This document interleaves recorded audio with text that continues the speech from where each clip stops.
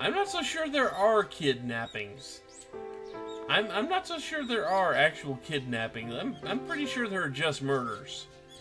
Just murders.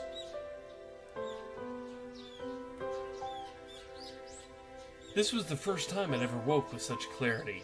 I don't think Reina and Mion are the murderers. Even when they go all weird, I don't think they're the ones actually committing the murders.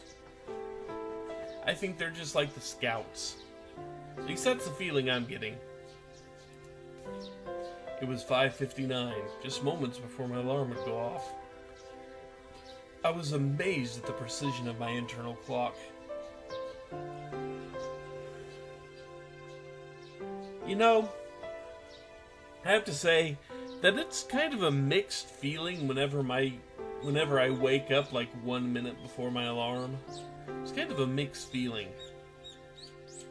It's obviously too late to go back to sleep, but, you know, my alarm, and I've got to get up to silence my alarm when it goes off. But on the other hand, I didn't have to use the alarm to get up, you know. I'd made preparations for the next day of school before I went to bed. I changed quickly and descended to the deserted lower floor. It appeared that my mom was still asleep. Neither breakfast nor lunch was ready. Yesterday I just unilaterally declared that I would be leaving early today, so it couldn't be helped. I slathered jam on some bread and topped it with instant cocoa. Ugh.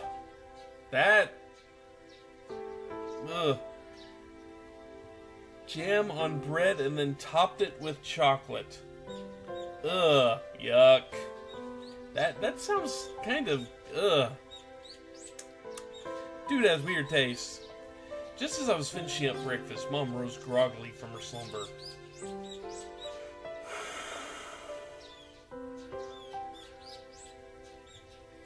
My Keiichi, you're up early. Is there some sort of school event? Not really. Answering bluntly, I picked up my bag and stood after stuffing Sue's slice of bread down my throat. You're leaving already? What about lunch? If you don't wait a bit, I can make it. I can't make it. If I waited for her to make my lunch, then it would end up being the same time as usual.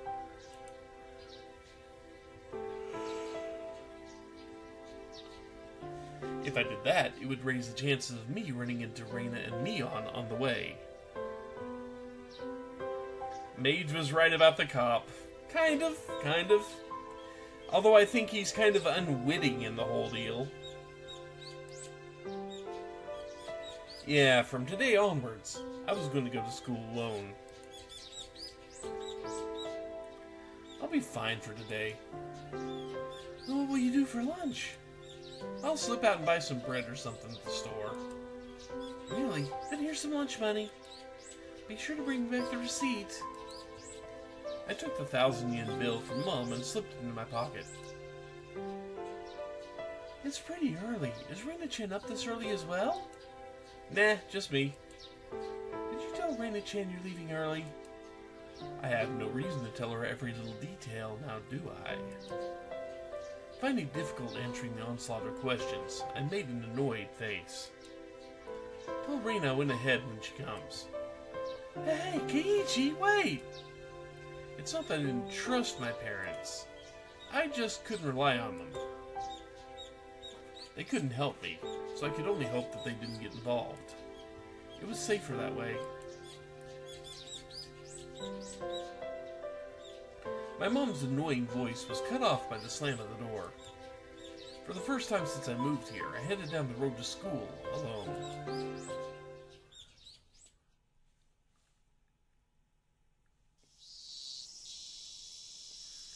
Up until now, I'd always walked down the same path at the same time each day. So I always met with the same people at the same places. But today was different. I didn't meet the people I would normally, and nobody was at the places where I would have normally met them. Of course, Reina wasn't at the spot where we usually meet, and there wasn't anybody at the spot where we would have met up with Mion. The length of the tree's shadows, the morning air, and the brightness of the sun, it was a completely different type of morning from what I was used to.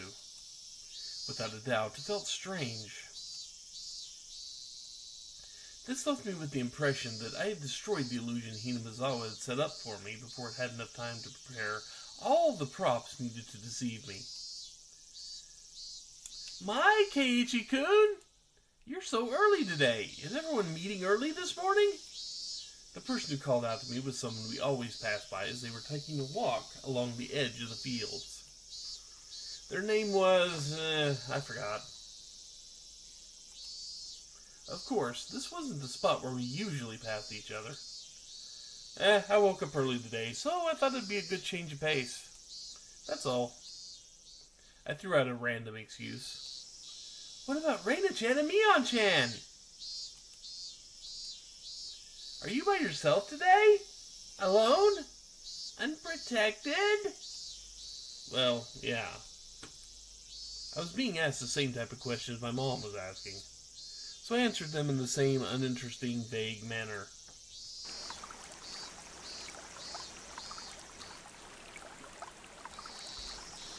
It wasn't funny being asked where Reina was each time I passed by someone, but maybe it was to be expected. It was because for so long we were always together so amicably. Even I felt that if I let my guard down, we could still be Stop it, Keiichi. Don't think about that anymore. You spent all day yesterday thinking about how dangerous it was to go soft, didn't you? Beep, beep, beep. A car horn blared out of nowhere. Even though I was walking lost in thought, that horn was way too close. A mechanical behemoth barreled at me from behind, catching me completely off guard. By the time I turned around, the van's hulking chassis was almost on top of me. I'd seen plenty of cars veered to the opposite shoulder to avoid pedestrians, but this car was doing the opposite.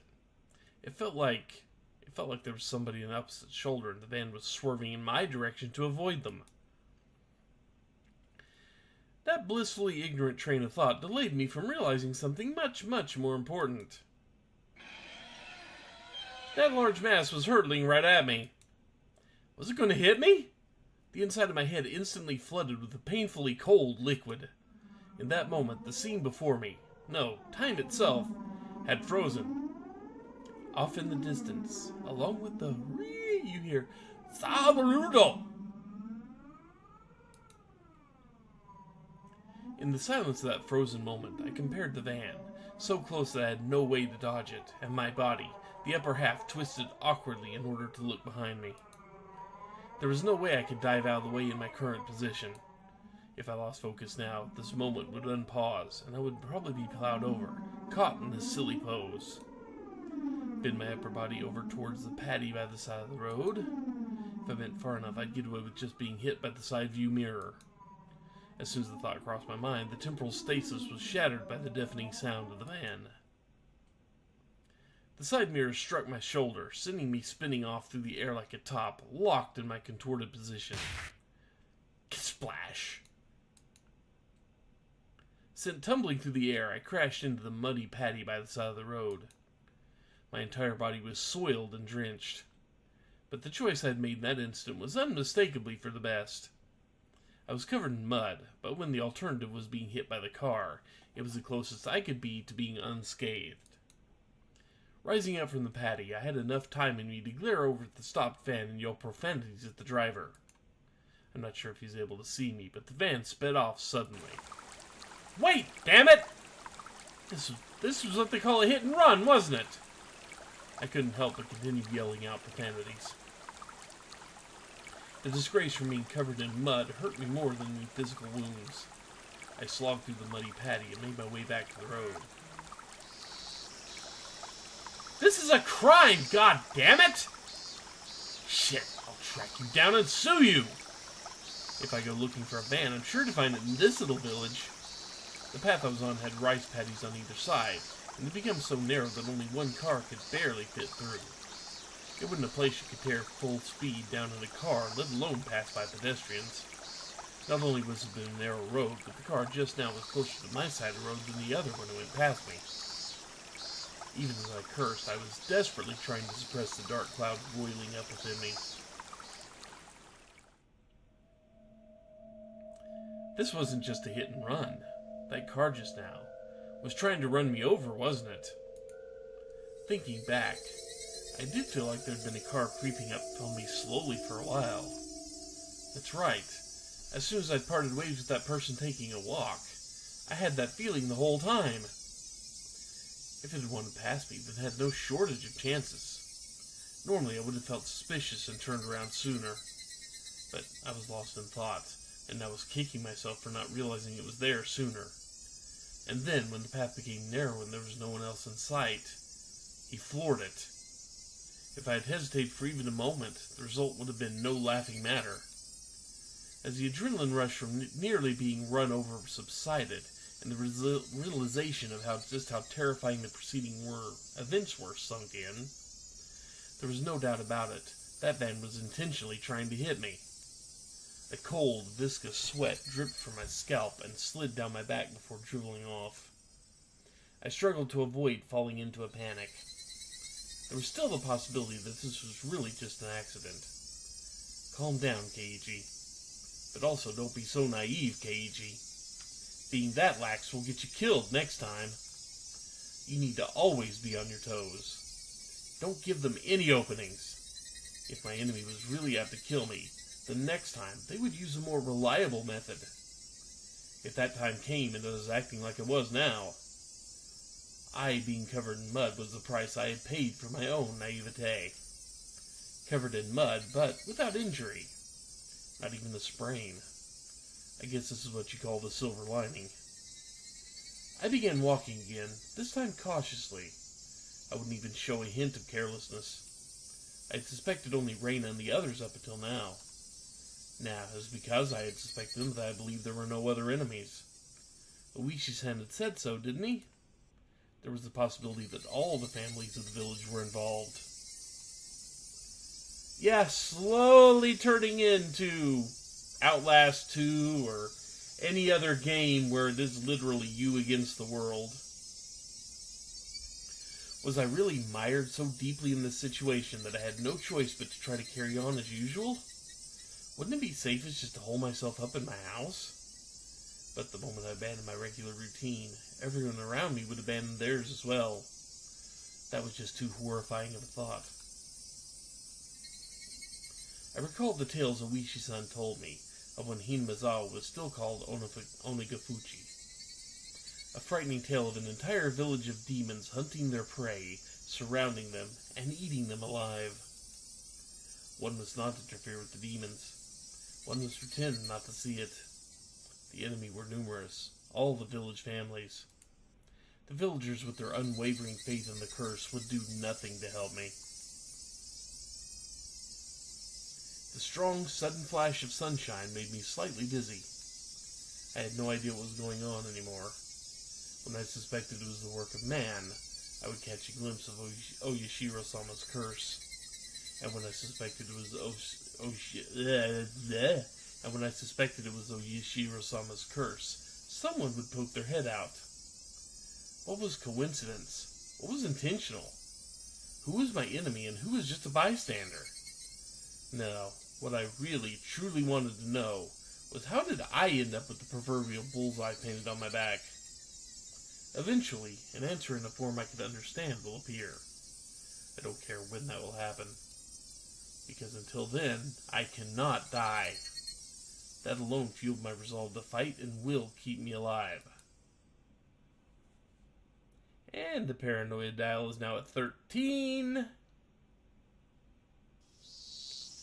I remembered seeing the metal bat in the gym storage shed, but there was a padlock on the door barring my entry. At the very least, I wanted to get my hands on it before everyone else arrived at school. I circled around the school grounds impatiently. But all I could find were things like pieces of lumber, nothing I could bring into the classroom easily. Then, I had an epiphany. I should search inside the classroom. If it was something in the classroom to begin with, then there wouldn't be a problem. I could tell that everyone's indoor shoes were still in their lockers. Good thing I came early. No one else was here yet. I wondered, what could I find in the classroom? I didn't think I could find an especially effective weapon like a bat. But it couldn't be helped at this point. Until the gym storage shed was open, I needed to find a substitute. A lingering hint of naivete whispered that there was no way they'd be attacked at school. But such soft ideas would no longer protect me. To think that they were slowly making their way into parts of my life that I had once thought impenetrable. In the worst case, my own house might not be safe anymore. That was an incredibly frightening thought. But I believed that not considering the worst case scenario would have been even more frightening. Anyways, I will survive. So long as I lived, and I will definitely be able to escape this labyrinth of nonsense. Definitely. My exploration of the classroom came to an impasse. That much was to be expected. There was no way there would be anything that could be a weapon in the classroom. In case of emergency, there was probably nothing I could do but swing my own chair around. My gaze landed on the lockers that had come to be used for personal storage. The locker that Mion used to store a pile of games was among them. There was one for each person in the class, all lined up. Of course, there was one for me as well. Oh yeah, there was supposed to still be a tracksuit in the locker. Seeing me covered in mud would be strange. I should go change later. But first, I needed a weapon. If one of my classmates came, it would be hard to rummage through all the lockers. I swiftly began opening the lockers, one by one. They were mostly just filled by things with gym clothes, personal items, and umbrellas. An umbrella. If I couldn't find anything better, then this would have to be my weapon. I was about to give up on finding anything decent when I opened up a locker that held exactly what I wanted. It was, without a doubt, a metal bat. It was well worn and pretty beaten up, but there was no doubt it was usable. In that locker that reeked of mold, there also hung a baseball uniform. It was probably the locker of a student in Pee Wee League or something like that. If that was the case, then he probably asked for it back. At that time I could hear the voices of the children scuffling their way noisily in from the hallway. Amongst them I could make out Rika-chan and Satoko. Good morning. The umbrella's not a weapon? Really? I mean, it may not be all that sturdy, considering we're talking umbrellas kids use, but you can do some damage with an umbrella. My, you're quite early this morning, Keiichi-san. I nonchalantly hid the bat I was holding behind my back. What's with your outfit? You're covered in mud. Yeah, I had a little incident. I'm going to change now, so cut me some slack. With that said, I began taking off my clothes. Satoko just began to blush as I expected her to. Changing in front of a lady? Have you no tact at all? I think that a lady staring at someone who's changing would be the one lacking in tact. There's no changing room for the boys, so just deal with it. As Satoko feigned disgust, she went into the hall, still blushing. Conversely, Rika-chan continued to stare at me, preparing to change. If Rika-chan's a lady as well, then I don't think it would be appropriate for you to be watching. I'm not a lady, so it's fine. She deliberately pouted and looked at me with upturned eyes. Then, starting now, you're a lady. If I'm a lady, then I suppose I must. Rika-chan, appearing to be satisfied with being considered a lady, made her way to join Satoko in the hallway. Just as I breathed a sigh of relief, Rika-chan stopped suddenly and turned back towards me. Are you going to start playing baseball? It seems that Rika-chan had noticed the bat. Yeah, just, I was feeling a bit out of shape, so I thought I'd try practicing my swing. I think it's wonderful you're taking care of your health. She was talking like an old lady, despite her appearance. After saying that, Rika-chan started to leave again, but stopped and looked back at me once more. Please don't use that bat. It seems she already knew I took it out of someone's locker. There was no name on the locker door. I don't know whose bat it was, but I'd be borrowing it until they complained. It wouldn't be for long, just until the gym storage shed was opened. After quickly changing into the tracksuit, I checked the time. I still had plenty of time before class began because I came so early.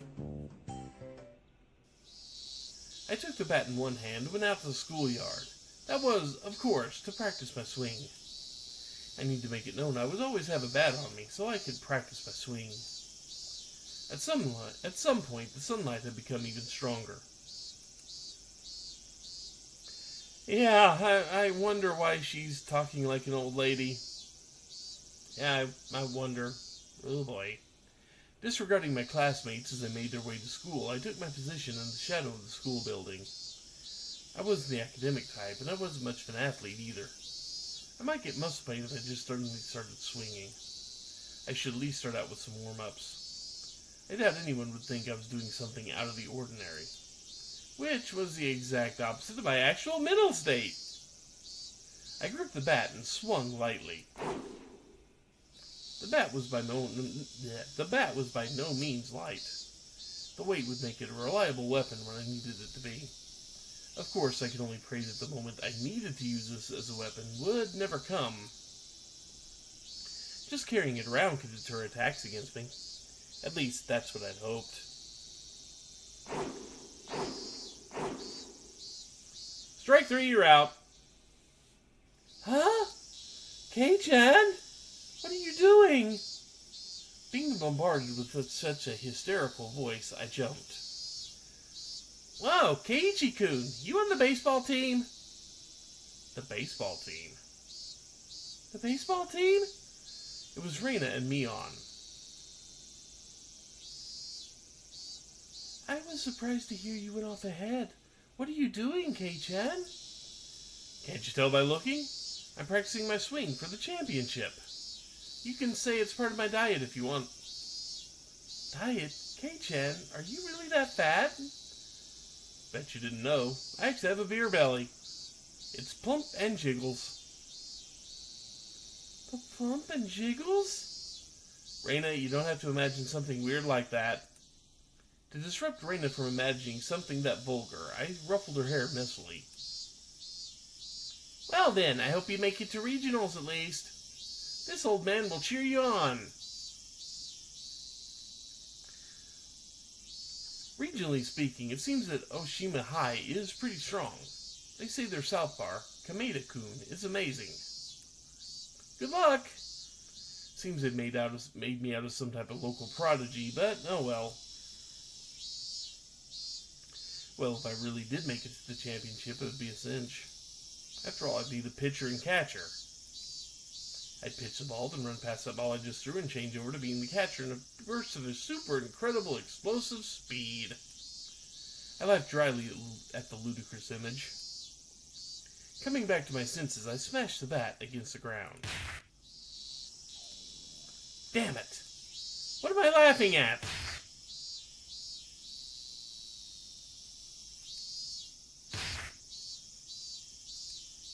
I pounded the ground over and over. With each impact, the reverberation traveling through the bat stung my hands. If they make me smile like that, I'll... Don't allow anyone close to me. You don't trust anyone, no matter how many times I tell myself that. If they make me smile like that, I'll... I already knew quite well that there were demons dwelling in my smiling friends. But I just couldn't believe it. Did that kind of split personality really exist? Like how Reina confessed to the doctor? Were they simply being possessed by Oyashiro-sama?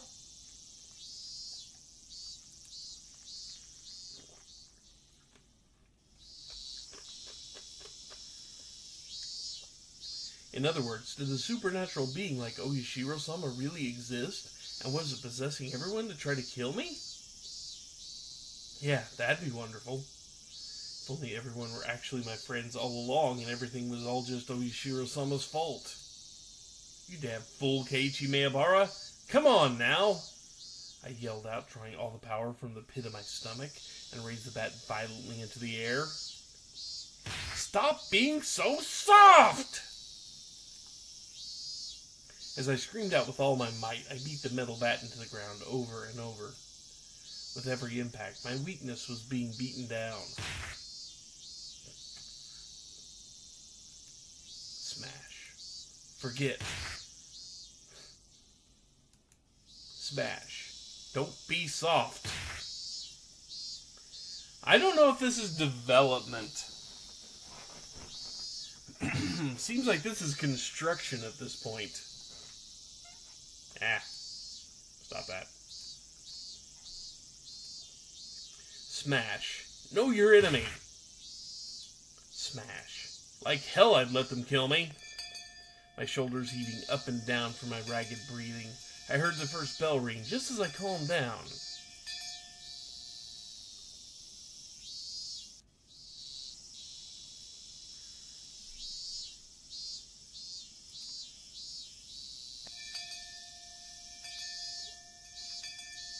I gasped with a sudden realization. That was the final bell. As I felt all the tension drain from me, I let out a deep breath. My mind was in a muddled state for much of the entire day. I didn't feel like I was awake, but it didn't feel like I was asleep either. I couldn't say it felt especially comfortable, but I felt a kind of relief that the sanctity of the school, part of my daily life, had yet to be violated. How long would I have to keep on living like this? I could only grit my teeth and bear with it as this living hell slowly gnawed away at me. Keiichi-kun, come on! It's club time! Club time! The sound of Reina's voice brought me back to my senses. Come on, Kei-chan! Stop spacing out! Bring your desk! Your desk! Everyone was moving their desks together as usual. That's right, it was Happy Fun Club time. Do not taunt Happy Fun Club. But I had no intention of taking part. I haphazardly stuffed the contents of my desk into my bag as I prepared to go home. It was a weak-handed gesture to avoid having to actually say, I'll be going home now. What's this, Kei-chan? You planning on going home right away again? Mion sounded quite disappointed. I'm just not in the mood. Could you let me be for a while? The tone of the words that spilled from my mouth matched Mion's disapproving glare. It felt like the air in the room had dried out. Satoko looked like she was about to say something, but perhaps dissuaded by the mood, she swallowed her words and stayed silent. Nobody said a thing. I took that to mean I could leave if I wanted. But the collective gaze of the four of them, like the tiny pins used to mount an insect in a display, held me in place. Reina was the one who cut through the heavy mood. Keiichi-kun, you just didn't like playing with girls, I guess. She said in such a melancholic tone that it sent a wave of pain racing through my heart. If this pain was going to kill me, I wanted to be the soft part of me that could still feel pain. I tore at my chest, finally tearing out the pins that held me in place. That's not it at all! I'd only be hurting myself by saying anything more, so I swallowed my words. Cutting things off there, I turned away and exited the classroom. They didn't speak a word to me as I left.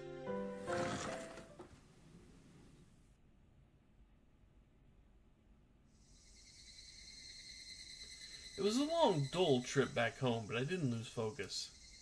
I firmly squeezed the grip of the bat, which was already soggy from sweat. Realizing that, I wiped it down with my sleeve. If something were to happen, I wouldn't want it to be slippery. Since this morning, I'd become especially sensitive to the presence of cars. Even while walking, my ears pricked up and sought out threatening sounds and presences that could be closing in. And that was why I could hear it. Without a doubt, there were footsteps. Those footsteps had matched up perfectly with mine for a while now. From what I could sense, it was just one person. But I had no intention of being careless. Did they intend to follow me like that car this morning until we were in a good location to assault me? Then it wasn't a good idea to keep walking like this. I stopped walking and looked back. The wooded path crowded with trees responded with silence as if there was nobody there to begin with. But I wouldn't be fooled. I was certain footsteps were following me. And just as I stopped, the footsteps stopped as well. Meaning the person following me wanted to keep their distance. That was, without question, proof that I was their target. I held my breath, waiting for that presence to panic and start moving again. The trees rustled with the sound of the wind. The Higurashi also joined in the dissonant chorus, trying to throw my focus into disarray. Had 5 minutes passed? Or had I been like this for a whole 30? It was so hard to breathe that I might have suffocated. It seemed like I would be the first one to panic. Without a doubt, he was lurking in the shade of that tree with bated breath. Then I'd make the first move. I fixed my grip on the bat. I'd raise it up to my shoulder, be ready to swing at any time. "Hey! I know you're there!" With all my might, I screamed at whoever was hiding in the shade of trees. But the presence in the shade didn't budge. Until the moment I found them, they had no intention of revealing themselves. "I know already! I know you're there!" I screamed out angrily at them, but even still, they didn't move at all. Then I'll go over there myself. This is a good plan. Yeah. With all due vigilance, I approached, step by step. Stepping into the tree's shadow, I saw a human figure there. That figure was curled up like a small animal. "Reina!" When she realized I found her, her expression softened. She seemed apologetic, but she wasn't going to speak a word. "Did you have some business with me?" I wouldn't accept that silence and screamed the question at her. "Not really, it's just, Reina was in a panic with tears welling up in her eyes. But it was obvious that she had been following me. "What about the club? Since you're not, I'm not." "That shouldn't matter. Don't mind me and just play." But I'm just worried about you."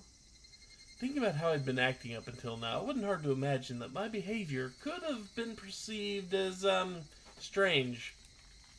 So Reina was concerned. At a quick glance, that's how it would seem.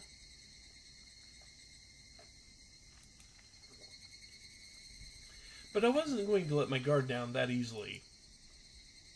Even if that was really the case, she still wouldn't have to do something like try to tail me.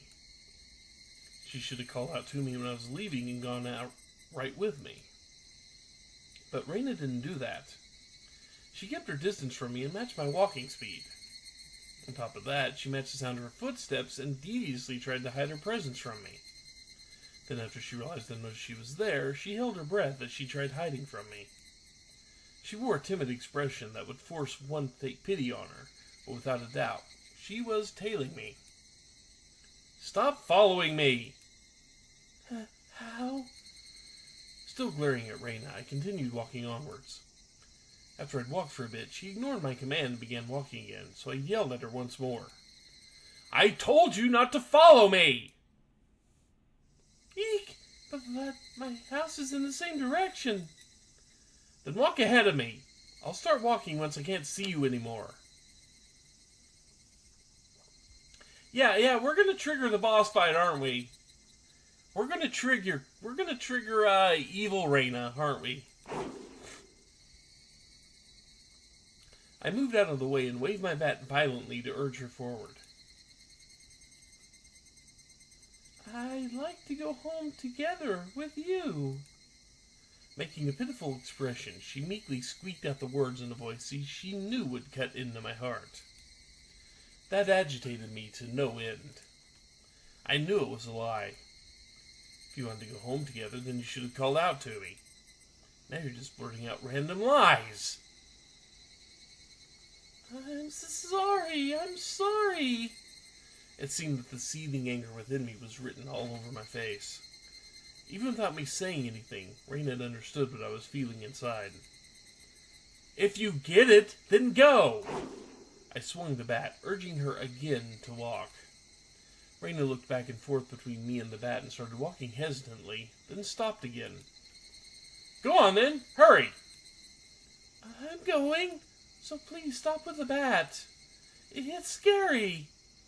Reina guarded herself while pointing at me holding the bat. She may have realized that I wasn't planning on using this bat for baseball. I lowered the bat, but still guardedly opened the way for her. "Go." Yeah, the position has reversed. There's no problem now, is there? There was nothing else she could protest. She passed by me timidly so as not to set me off. I watched her pass by. She stopped completely after having barely moved at all. "Hey, don't stop!" Then a powerful gust blew past us, barraging my face with dust. The dust got in my eyes and clouded my vision.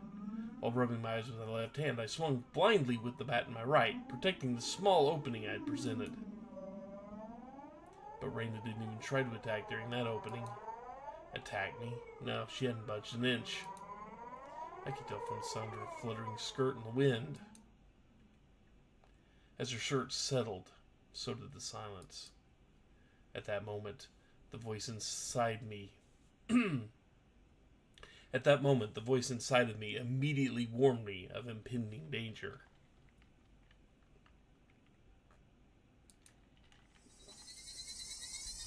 I was caught by surprise. The smell of the air had changed.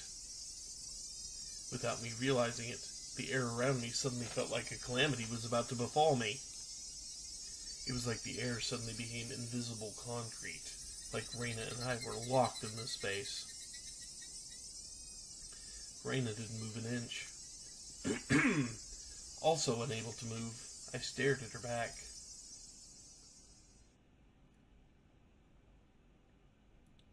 Raina was the first to break the silence.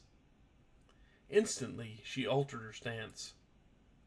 I felt like I just witnessed her shift from Raina into that other person who looks like Raina. But the voice was one I knew well, which filled me with a kind of bewildering pity. Carelessly, I felt relief upon hearing that pitiful voice. Well, excuse me, but, can I ask you something? Too shy to even turn around, Raina squeezed her voice out desperately, as she trembled. What? Well, why do you have a bat, I wonder? The question Raina asked was by no means unexpected. I can carry whatever I want. But you didn't have one up until today. Well, why so suddenly? It's all right if I decide to do something suddenly, isn't it? Is it strange that I have a bat? I'm just becoming Bancho, that's it. But because, Keiichi, you're not the kind of person to play baseball. It's weird. I couldn't tell what type of answer she was looking for, and I was getting tired of answering her. I just suddenly got the urge to play baseball. Is that so weird? It's weird. She answered instantly, and that annoyed me slightly. I just suddenly wanted to play baseball, and I wanted to practice my swing, so I'm carrying around a bat. What's strange about that? Strange. Weird. Definitely. Why is Keiichi-kun also... Your ramblings are annoying me. Is that strange for me to have an interest in sports? I tried to sound a bit more threatening to end the conversation. Until my suspicions about Raina were cleared, I had no obligation to answer her questions. I'm sorry. Don't get so angry. Raina still didn't turn around and spat out words of apology one after the next. Just one last thing. Tell me one last thing. I don't feel like talking anymore. Hurry up and go. I yelled loudly at her, causing her to flinch like she'd been struck. Seeing her in such a pathetic state caused my heart to ache sorely. But even though she was afraid, she stubbornly kept herself from moving. Before I was able to threaten her again, Raina asked her final question. Why is that bat the same, too? What did she mean by the bat was the same? I had no idea what she was talking about. What are you saying?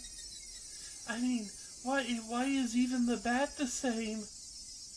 I don't understand what you mean at all. Say it clearly. Even still, Raina didn't turn around.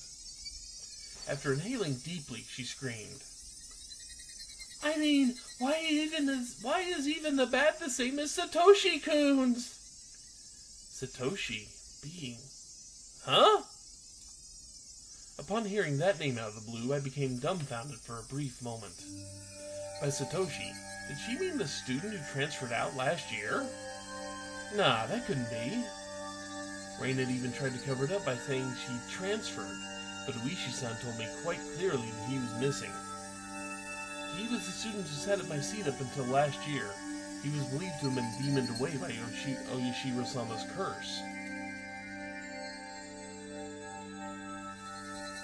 Yeah, I kind of had a feeling that was Satoshi's bat. Yeah, I kind of had a feeling about that. I didn't know the details about his disappearance. The aunt he lived with was killed the night that the Watanabe by a drug addict, and not long after that, he suddenly vanished and was now missing. That Satoshi and I were... what? My gaze fell to the bat in my hands. Could it be? Satoshi Hojo. It was a bit difficult to see, but that was what was written on the white tape at the end of the bat. I see, so this was Satoshi's bat. Oh. This was Satoshi's bat. Since nobody was using it, I borrowed it. So the problem, is it? But that's not it! The way Reina said that made it seem like this bat was something that should never be touched. Like it was some sort of offering at a shrine, or a memento of the deceased. I could only stand there, perplexed and unable to respond. Reina continued speaking without waiting for a reply. Why is it that you're doing the exact same thing Satoshi-kun did when it happened to him? Reina was talking about more than just the bat belonging to Satoshi. It was the same with Satoshi-kun. He joined a baseball team, but he didn't really like baseball. What does that have to do with me? Satoshi-kun also suddenly started walking around with a bat one day. He joined a team, but he wasn't the type to play sports. What about it? I closed my mouth before I could say that out loud. Gee, it's almost like where history's repeating itself, right? I mean, come on, we've kind of gotten that message, right? And, just saying. Listen carefully, Keiichi. Reina is trying to tell us something important. Satoshi-kun also one day came to school all by himself all of a sudden.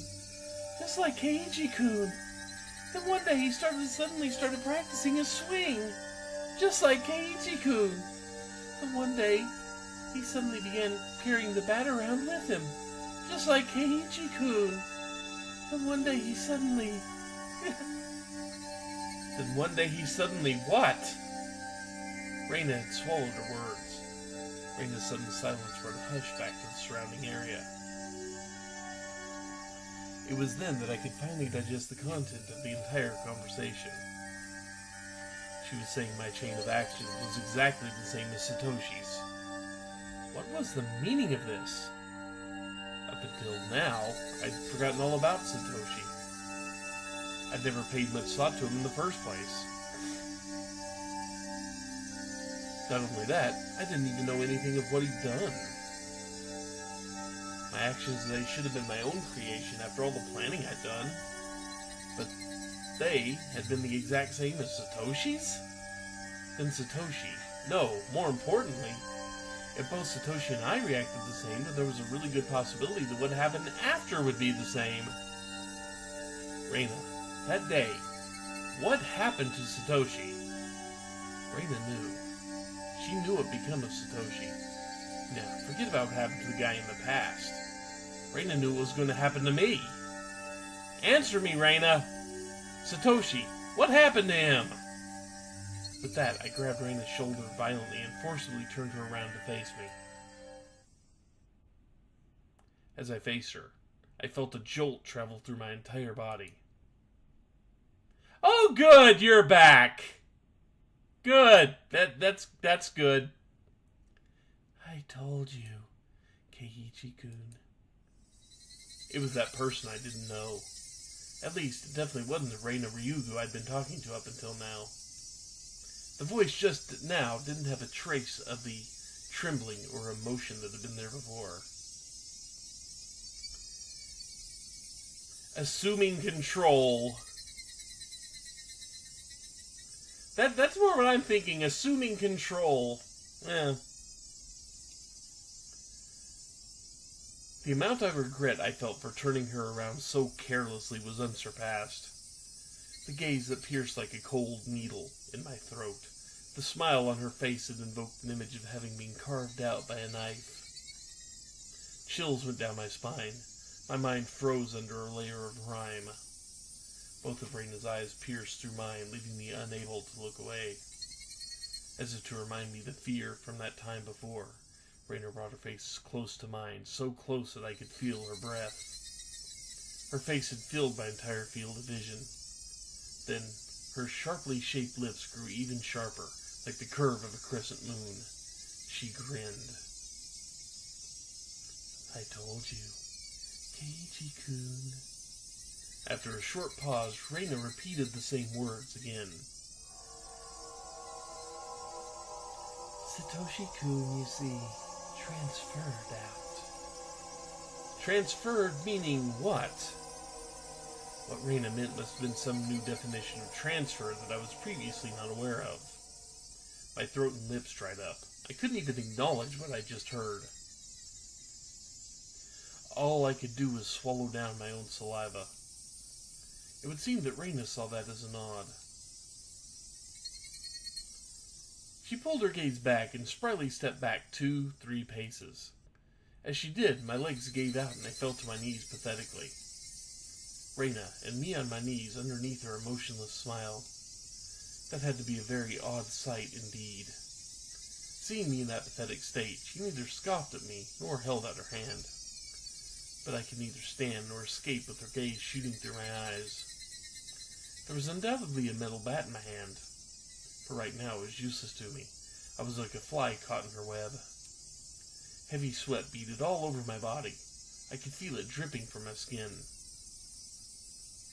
But you won't, will you, Keiichi-kun? Raina finally released me from that cage of time after what felt like an eternity. But her question was missing something important and was incredibly vague. Once again I swallowed hard, urging her on. To do what? What did she not want me to do? Transfer.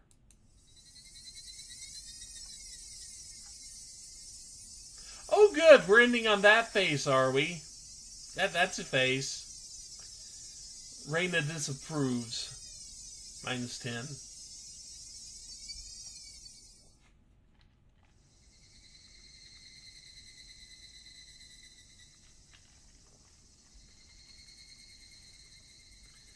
Satoshi and I had what?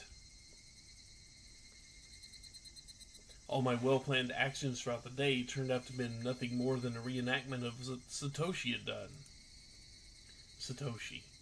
Had he really been in the same situation as I was now?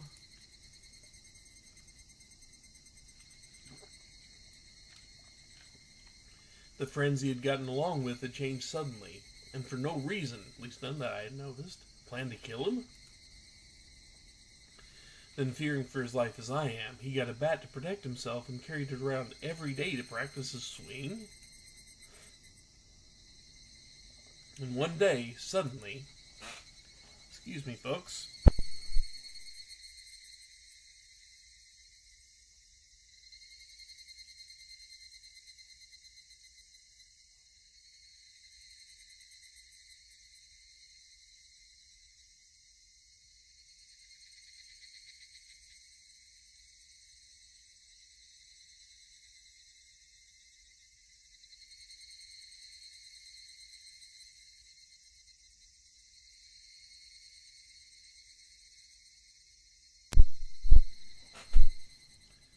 There is something building up in my throat, and that's not helping. He transferred. My blood went cold, causing a prickling sensation to course through my veins. Starting near my heart, it radiated outwards, from the top of my head to the soles of my feet, chilling every part of me without recourse. What did she mean by transfer? What did she mean by transfer? Was Satoshi still at wherever he transferred to? Was he the only one that would be able to understand me? Would he be able to tell me why it all ended up like this? More importantly, where did he transfer to? What did she mean by transfer? What did she mean by transfer? Before I knew it, I was at my front door. The frigid knob was hard to turn. Was nobody home? It wasn't that odd of an occurrence. I reached into my pocket and pulled out the single key attached to my fur seal keychain. Oh, good, we have, seal fur. At least that's what it looks like. Looks like we have a keychain made out of seal fur. I'm just saying, that's not helping.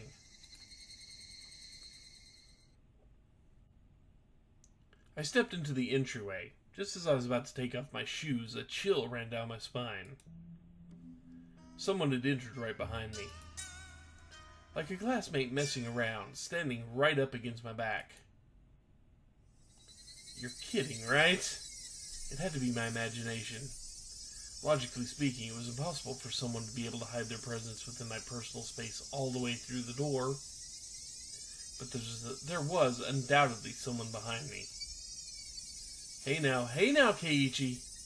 How do you know they're there even though they're behind you? Because I could hear the sound of flowing hair. There's no other reason I'd hear that sound. That was the presence. Because I could hear the sound of them blinking. Keiichi Maebara, there's no way you could hear that. It was mostly instinct than anything else that was warning me of that presence. Common sense just telling me that it was my imagination. It was just my imagination. There was nobody behind me. I began to erase the mental image of an eerie figure standing behind me. But at the same time, I asked myself, if there was nobody, then what was I feeling? As an uncomfortable sensation crawled up my spine. Actually, wouldn't it be better if there was somebody there? If there was nobody there when you turned around, would you be able to accept that? I'd be able to answer all those questions just by looking behind me.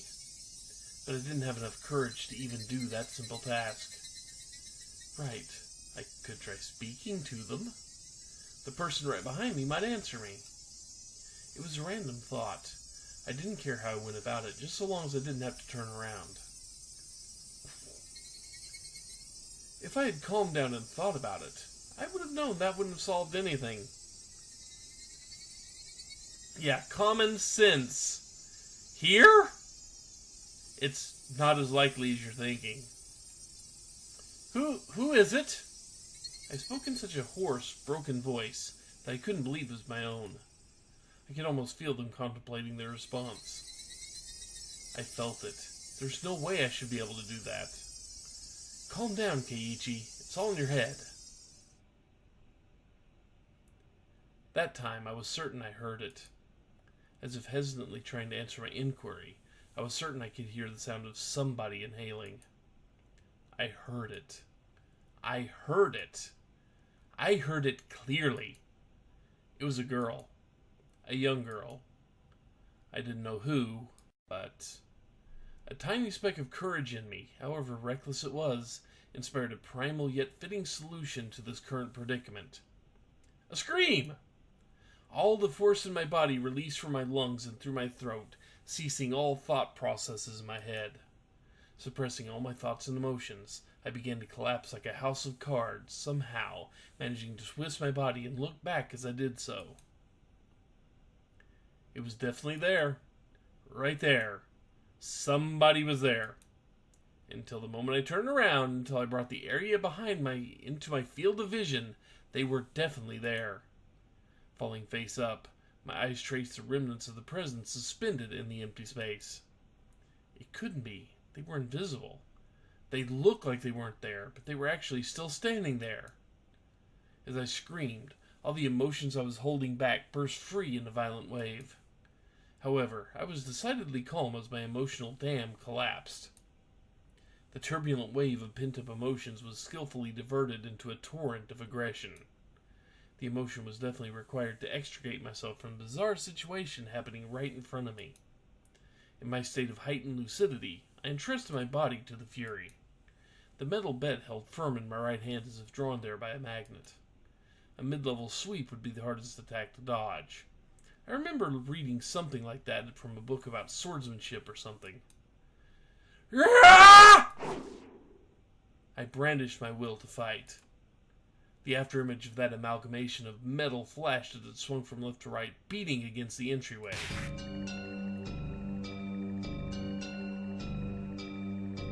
Oh good, we're sane. The bat slammed into the right wall, the tip rebounding violently. Very calmly, I transferred the force of the rebound and the sweep to the left. Sorry about that, K-Tech. The door of the shoe cupboard was split into pieces. Those two swings whiffed through empty space, but they seemed to have a great psychological impact on the enemy. I could feel the panic emanating from that space. The attack wasn't the only thing required. I extracted the back from the cupboard as it was embedded in, and it screamed as I spun my entire body around in a large arc. Ah! My scream shook the air, imbuing my ferocious swing with even more destructive power.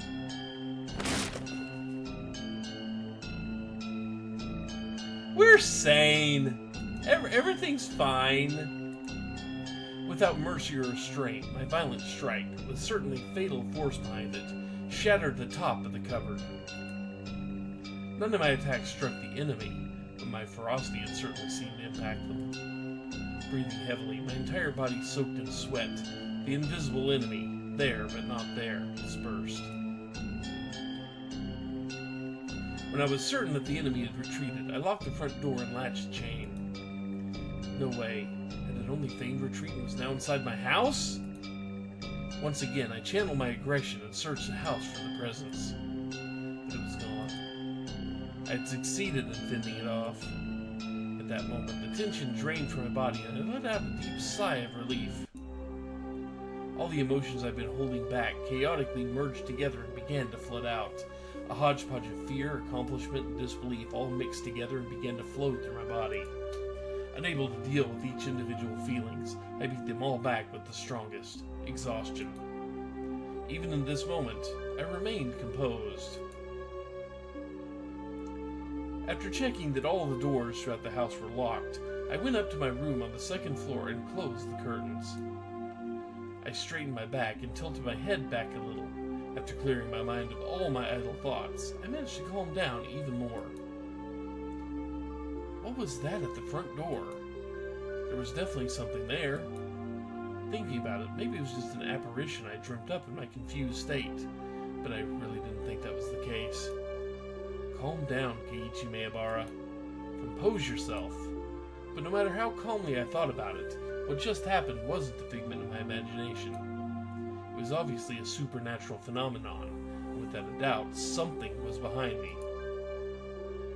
It wasn't some sort of illusion I saw amidst my confusion and disorientation.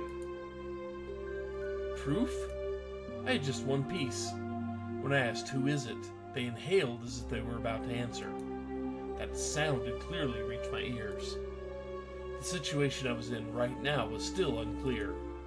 Either I'd been possessed by the supernatural phenomenon known as Oyashiro-sama's curse, or this was a ruse by the villagers who believed in it and were imitating it.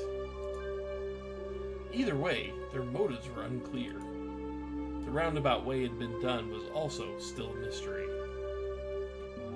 If it was perpetrated by humans, that would mean that admitting that Reina and the rest of them were doing it, but it would be solvable. Uishi-san and the rest of the police would surely arrest my enemy. But if it was a manifestation of Oyashiro-sama's curse, I wondered what would happen. Uishi-san very clearly declared that curses didn't exist.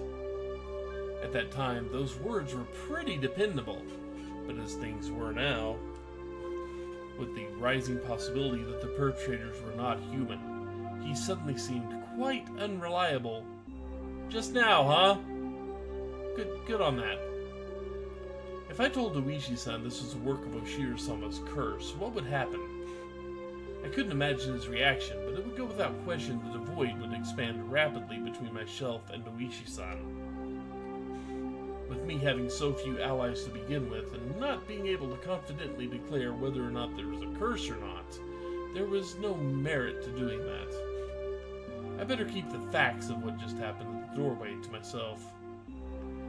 Oh, it would be better if I didn't add what just happened here to the memo behind the clock. There was still the ever so slight possibility that I was actually confused when I thought I was composed, and I was just going berserk in the entryway. There's the possibility, huh?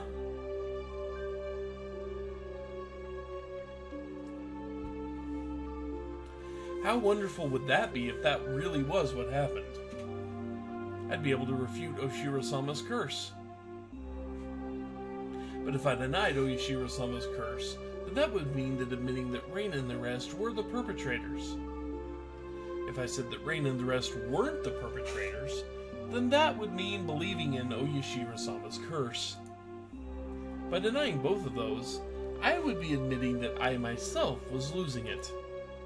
The three options from which I couldn't choose became a trilemma of sorts. Like a dilemma, but with more options. They mixed together and formed a whirlpool in my mind, making my head spin. Once again, I straightened myself and leaned my head back slightly to cool myself down. Calm down, Keiichi. Accept what has actually happened as reality. Stop thinking of anything more than that. But I couldn't help but think of it. How wonderful would it be if it turned out I was delirious, and everything up until now was a figment of my imagination? Oshiro-sama's curse wouldn't exist, and I would be bestest buddies with Reina and the rest. I would have to be crazy. This was the first time in my life I'd ever wished for such a thing.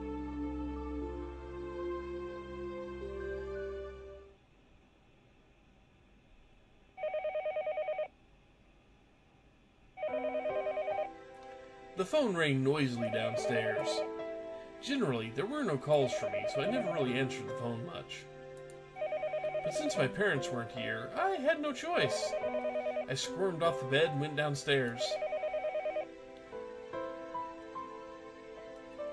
Hello, this is the Mayabara residence.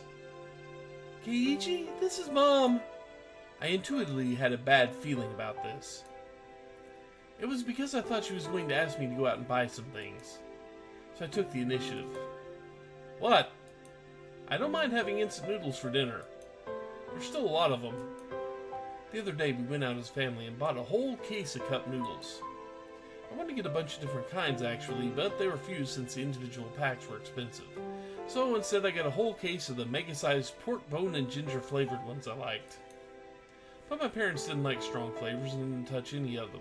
So the cupboards were still full of them. So you see, there really isn't a need to go shopping, right? Keiichi, I'm not asking you to go shopping. Both Mommy and Daddy have to go to Tokyo right now because of work. Huh? Right now? This was really abrupt. No, we're already here. We left this afternoon. We would have told you, but you were busy swinging a bat and killing our entryway. You know how it is. It is quite a distance from Tokyo from Hinamizawa. Gunning at full speed down the highway would still take 6 hours. Dad has a license, but since he doesn't like the highway, they likely took the train. It would have taken longer.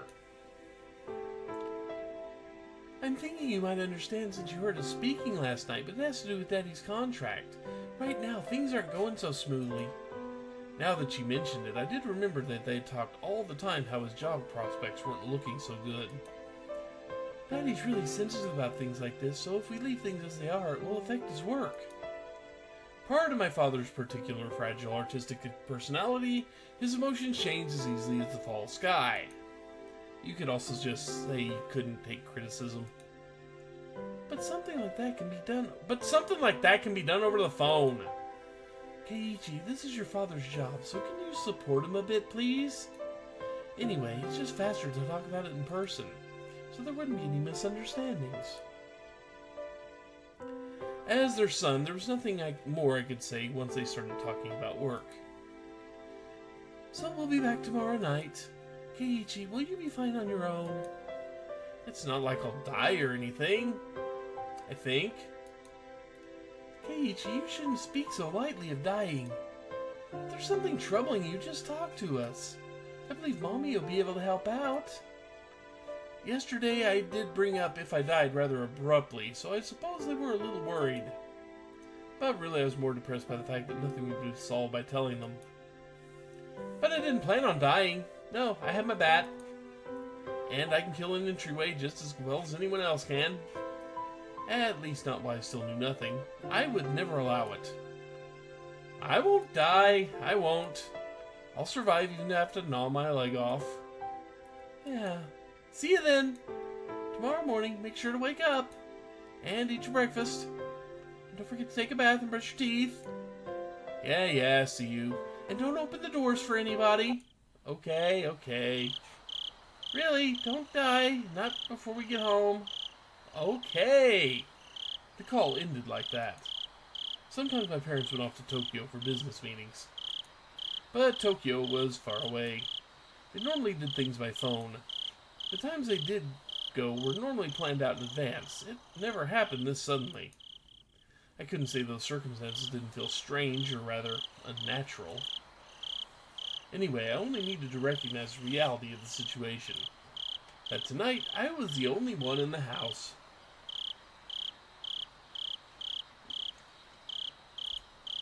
And when my parents came back from work, I'd be gone, missing. Vanished. Looking back on the series of the previous 5 years of Oyashiro-sama's curse, it wouldn't seem that strange at all. Come to think of it, it was getting pretty late. I didn't think it was good that the only light on the whole house was from my room on the second floor. It was the same as broadcasting to the enemy that my parents were gone, and this was their chance. First, I ran to the living room, flicked on the lights, and turned the TV on to a reassuring volume. Next was the study. I similarly turned on the lights and some music. With this, from the outside, it would look like my parents were there. You've heard of Spirited Away? Now it is Demoned Away, starring a clueless idiot. Once again, I went through the house, checking to see if there was anything else left unlocked. When I saw the veranda and the laundry still hanging out there, I went pale. That would have made it too obvious. I needed to take it down. I snatched down the laundry haphazardly and erased all traces that my mother wasn't there. It should be fine now. Ah! The garage! They hadn't gone all the way to Tokyo by car, but they had gone up to Okonomiya Station. The garage was empty, wide open, and in plain sight. This was not good. What did I hit? Yeah.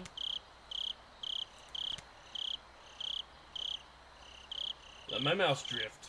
Fair enough. I panicked and rushed out the back to close the normally open garage door. It should be fine now. I need to get the paper. Mom always got the paper. Since they left in the afternoon, the evening paper was still out there. My premonition was correct. I pulled out everything from the mailbox and dropped it in the entryway. With this, for sure this time, it should be fine.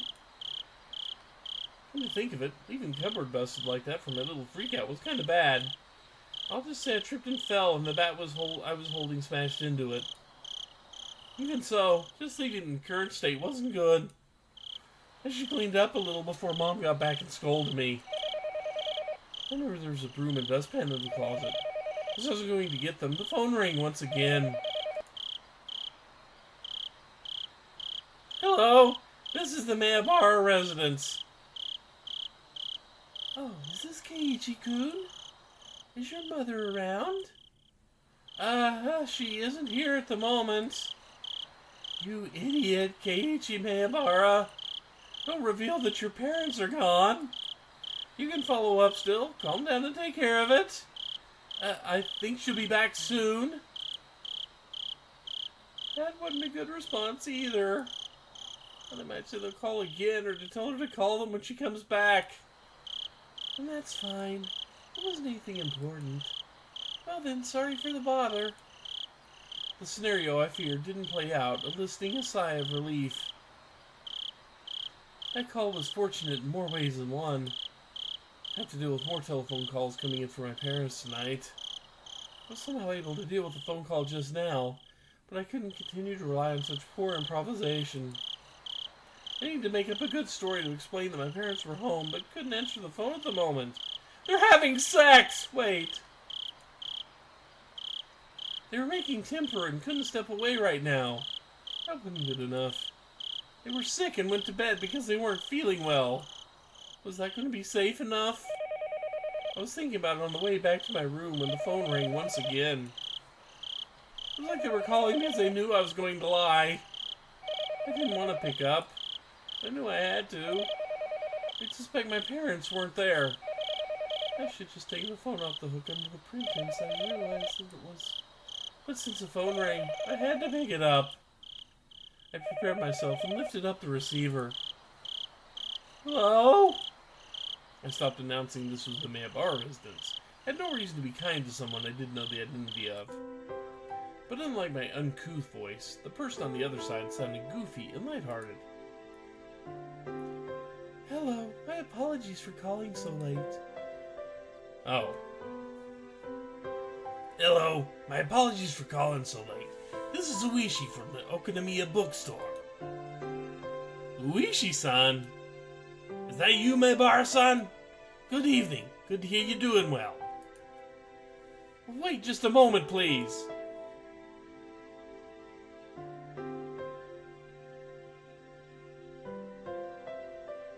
I grabbed the portable handset and rushed right up to my room with it. It was the same no matter where I was since there was no one else home, but I wanted to be in a spot that felt just a bit safer when speaking on the phone with Uishi-san. So sorry for the wait. How are things? Anything changed since then? Since then? When was that exactly? There was something about the brazen way he talked that rubbed me the wrong way. The last time I spoke with Uishi-san was 2 days ago. The day I stayed home from school, I met Uishi-san on the way back from the hospital, and we headed into town for lunch and had a talk. Then after that, Rina and Mion came to check up on me. Whenever I spoke with Uishi-san, they always knew about it. It was like that since the first time I met him. Today's phone call may be found out by them as well. Hello? Can you hear me, Maybar-san? Huh? Ah, sorry. What'd you say? I had to think things changed since the last time. There wasn't an answer, so I got a bit worried. Not really. The words stopped in my throat. There was a ton of stuff that happened. All of it baffling. What should I talk about? I didn't understand any of it, but I should try asking. If I didn't ask now, I may never have another chance. This night, when my parents weren't home, I had no guarantees I would make it through the night safely after all. Well, Uishi-san, it seems that someone's after me. Really? It could all be just a coincidence, but that day I missed school when I was sick, the two of them came up to check on me. Which two? Rina and Mion. They started asking about how I had lunch with you. What next? They left me some mochi when they were planning to visit, but there was a needle inside. Fortunately, I somehow didn't swallow it. I wonder, could that have been a threat? About the needle?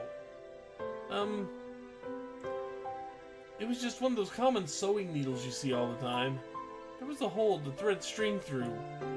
Not that, Maybar-san, the needle itself. That's evidence. It could be used as proof that they threatened you. Where's that needle? That's right. That's it. I dropped the receiver and rushed downstairs. When I tossed the mochi, I'd overlooked it out of terror. But that needle was a valuable piece of evidence. I'd certainly thrown the mochi and needle at the wall together. If it was there, then it'd be on the living room wall. But my prudent mother had cleaned that living room wall, and there was not a trace of mochi left on it. Could it be that it dropped in the gap between the wall and the carpet? I frantically searched by running my palm along the carpet, but nothing turned up. I tried moving around the sofa and desks, pulling up the carpet, then flapping it around. But I couldn't find the needle. Did my mom clean up everything without noticing it? It was just 2 days ago. I don't know what day they collected the burnable trash, but it may still be in the trash bin in the kitchen. I rushed into the kitchen, opened up the lid of the pail, and poured out the contents. But even at a glance, I could tell it would be incredibly difficult to find a needle in a haystack or a pile of trash.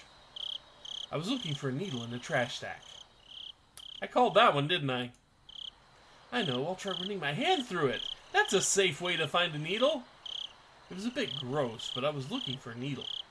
And how hygienic is that going to be if you pierce your hand with that needle in the trash? Blood poisoning, everyone! If I felt a small prick, I'll be able to find it. It's a pretty tactless method, but it was the quickest.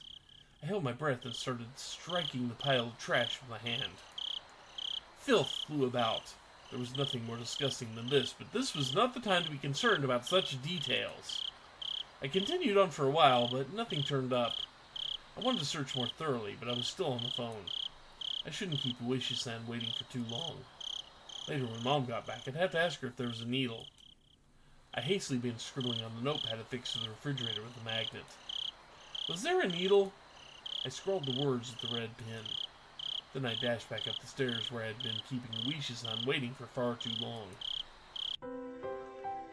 Hello? How'd it go? I couldn't find it. I was really overwhelmed back then, and I see. It would be great if you could find it. Keep it safe. That's right, the needle wasn't the only incident.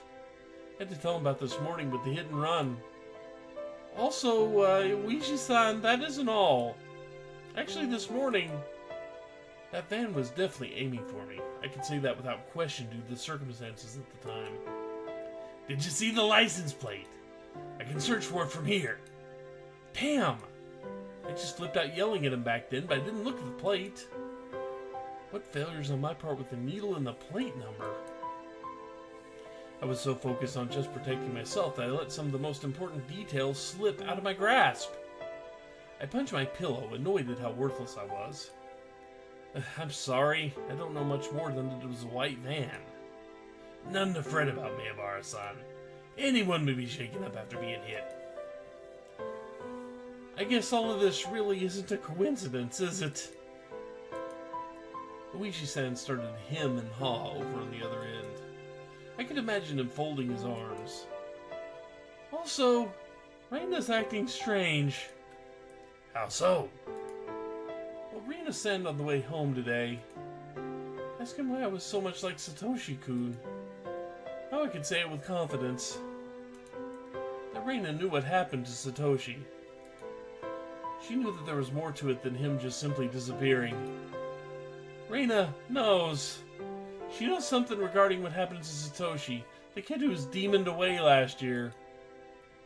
What would that be exactly? Reina said I was the same as Satoshi. She said something to the effect that the way things are going, I'll end up with the same fate as Satoshi. I'm very sane right now. Fate, you say? Exactly what kind of fate did she say would befall you? Transferring out, she said. Transferring out? Reina said Satoshi transferred out. So given how things are going with me, I'll transfer out too. Ueshi-san let out a stern sigh and then grumbled loudly. Mibara-san, that was probably some sort of threat. Or maybe some type of warning. I thought so too. At that point, I started to think. For the first time ever, it was enlightening. Would it be prudent to sum up everything that happened up until now as machinations of some human perpetrator? Other than the theory of it being Reina and the others, I was left out with Oyashiro-sama's curse actually existing as the only other explanation. Of course, I couldn't tell that to Ueshi-san.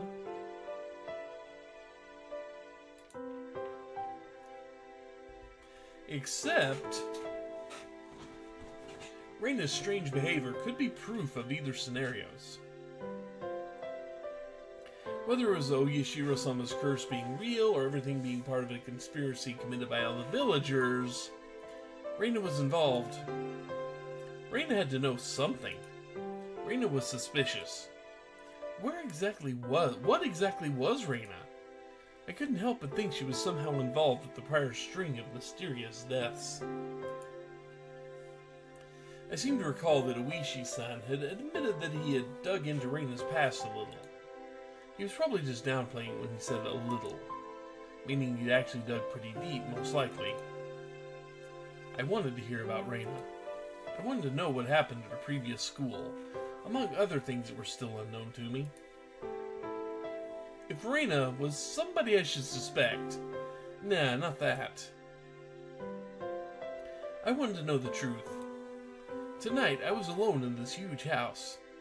Even though I said I couldn't count on them, I had lost the security I had just by my parents being around. It wasn't like this house was some sort of fortress or castle. If a malicious person decided to use brute force, they'd easily gain entry.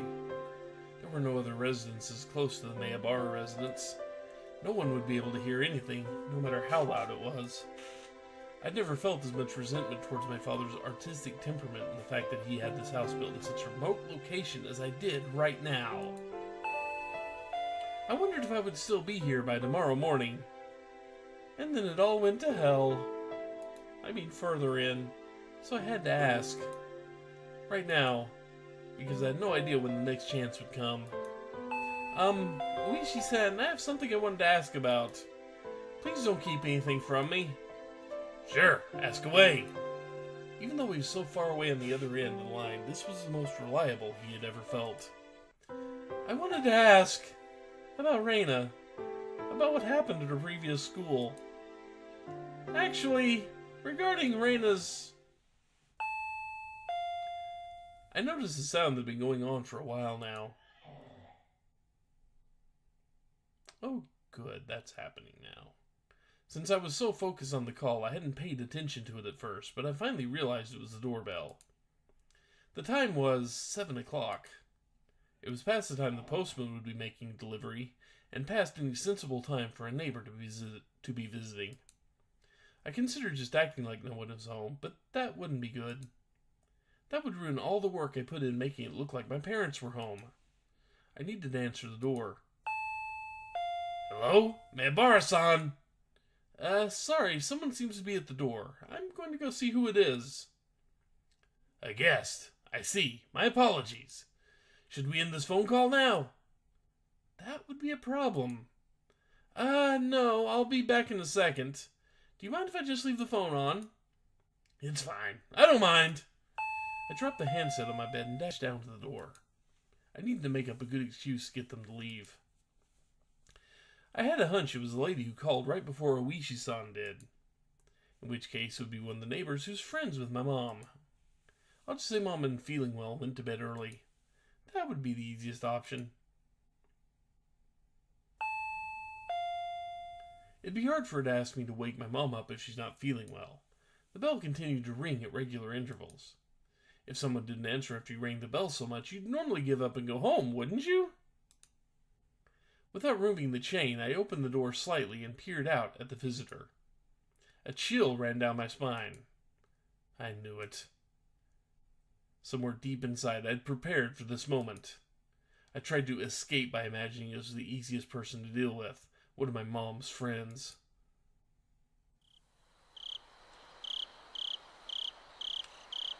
Good evening. Reina? There shouldn't be any reason for Reina to come over at this hour. The timing also made me feel uneasy, because it was just as I was about to ask Oishi-san about Reina. I wish I could have chalked this up to mere coincidence. But those unsettling words from Mion several days ago echoed back to me. There's nothing this old man doesn't know. Are you alone, Reina? Yeah. It seems that Mion wasn't with her. But that didn't change the situation at all. Why did you come here? Hey, Keiichi-kun, I'd like you to open the door so we can talk. Can I come inside, I wonder? This seems perfectly safe and trustworthy. It was true that speaking through a chain door wasn't the right way to talk to a classmate. But at my house, the chain has to be on at night. Don't worry about it. Then it can't be helped, I guess. Raina pouted rather sadly. But she kept smiling at least, and her effort to keep that smile up was also quite pitiful. Even though she was tugging at my heartstrings, I didn't lower my guard. As long as I stayed like this, even if it made my heart ache, my life wasn't in danger. What I really feared, more than the possibility that hoodlums would assault me if I removed the chain, was trusting Raina enough to remove the train and having my friendship betrayed. As long as the chain wasn't unlatched, even if it made my heart ache, I wouldn't have to deal with being betrayed by Raina. Since it didn't seem like I'd removed the train from her silent urging, she appeared to give up on trying to get into the entryway. Have you eaten yet, Keiichi-kun? No, I haven't eaten. Since my mom wasn't there, dinner wouldn't be ready no matter how long I waited. I laid down when I got home, so I was woken up by the phone, and didn't have a chance to eat since I used up all that time talking. I was going to have cup noodles in any case. I could just eat one whenever I wanted to. No, not yet. Dang it. Stop that. What about it? Yeah, then good, Sparkle Sparkle. Look here. I brought a bunch of dishes. Raina held out a stack of boxes wrapped in cloth. If I could use your kitchen, I can heat up the miso soup and other stuff, Sparkle Sparkle. It's fine. You don't need to do that. But there's a lot of tofu and vegetables in it. Yeah, last time your cooking was a little bit too, how shall we put this? Maybe a little bit too rich in iron. That's how we're gonna put this, yeah. Does Keiichi-kun not like that type of stuff, I wonder? There's no way I wouldn't like that. I love miso soup with lots of ingredients. White radish, carrots, burdock root, and potatoes, dense and fibrous root vegetables. Yeah, that miso soup looks incredible. I also brought rice, so if you microwave it, you can eat it really quickly, Sparkle Sparkle. Without a doubt, rice needs miso soup. Stuffing rice down your gullet, sipping miso soup in between ravenous bites. Ah, yes, how wonderful it is to be born Japanese.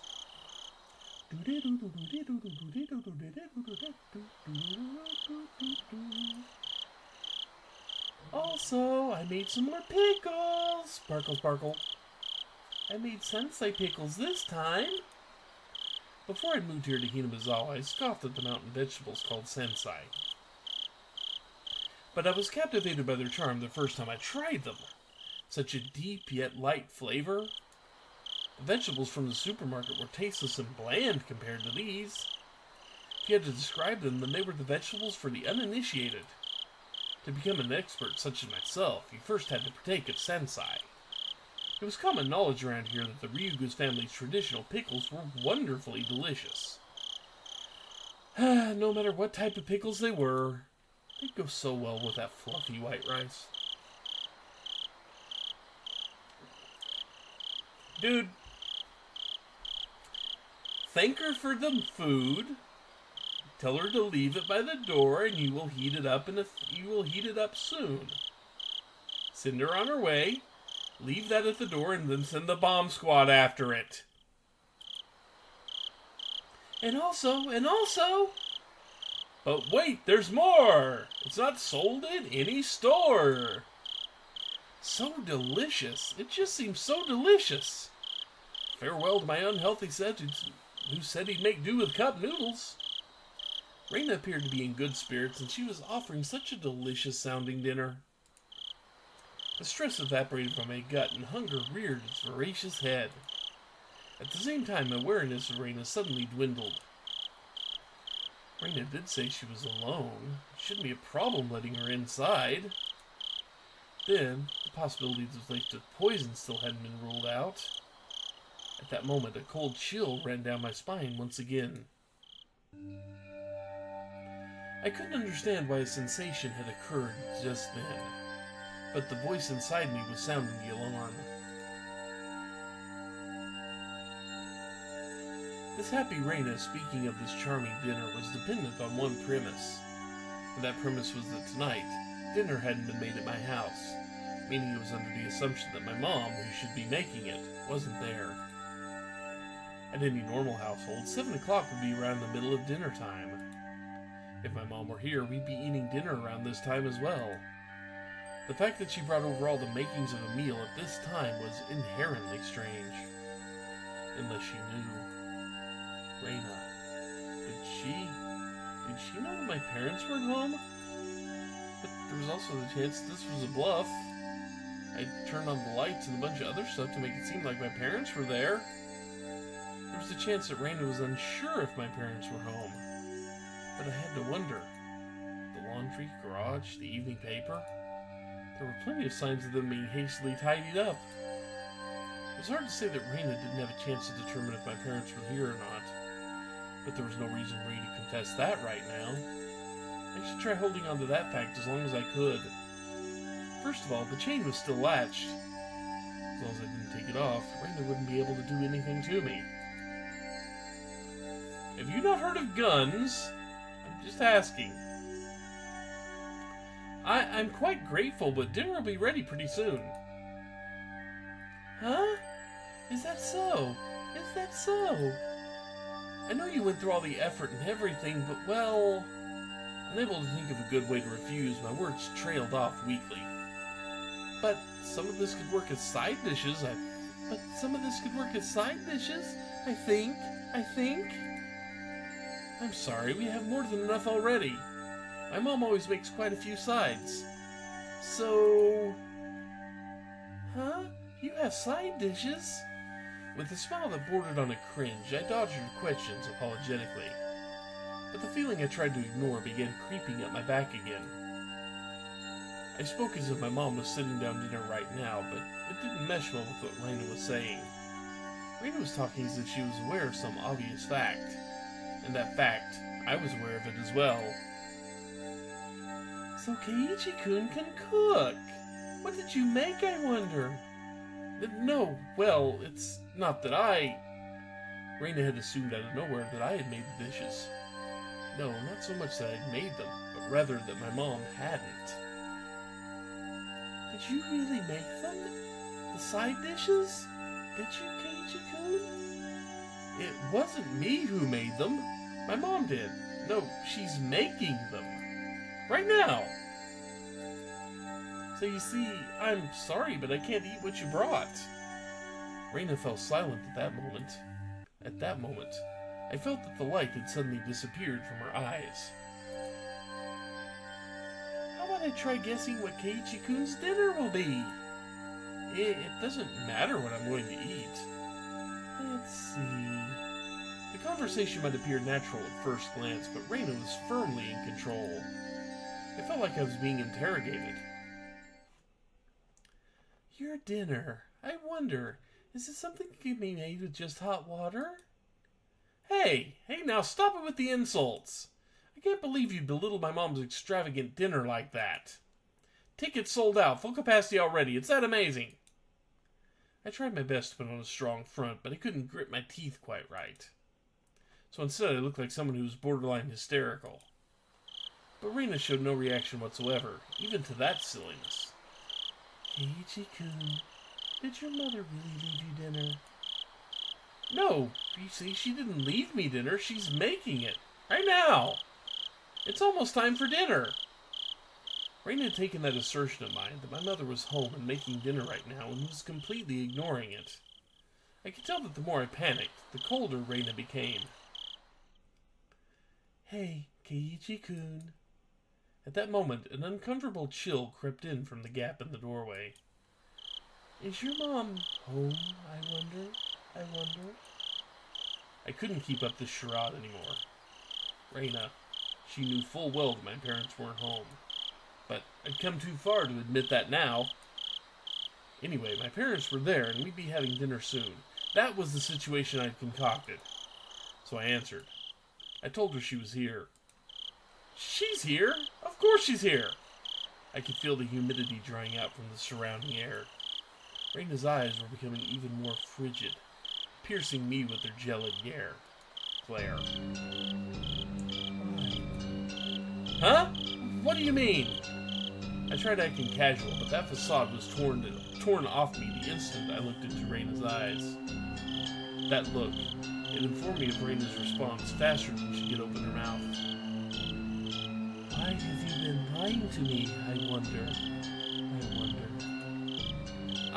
I'm not lying! That's a lie, isn't it? It's not a lie! Lies! Reina's outburst sent a jolt surging through my body. Reina and I were still separated by what few inches of that slightly ajar but still chained door could afford. But despite that, I was still being cornered. My house, which I'd considered a safe haven until now, had become more like a dark alleyway where no one could save me. Shall I guess your dinner, Keiichi-kun? Let's see. I knew now that Reina had already known that my parents would not be here tonight. But it was still so strange that it had come to this.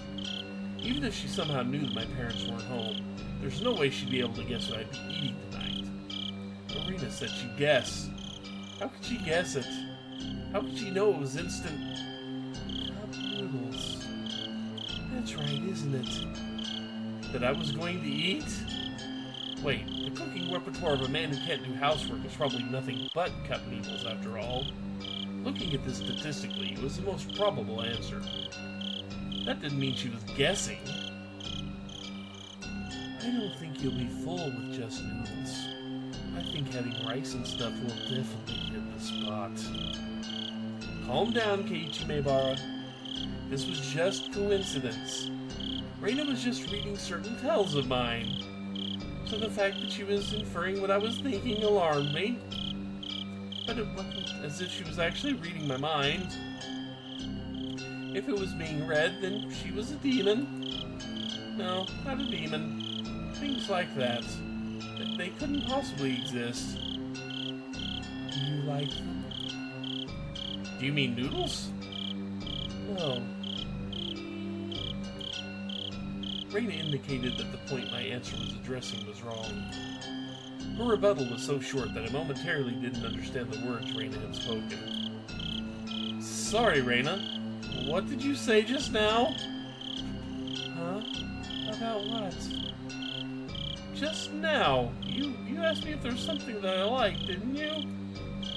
I wasn't wrong before I regretted with how carelessly I pushed forward with that question. It was such a simple answer. That was why I wasn't able to comprehend it.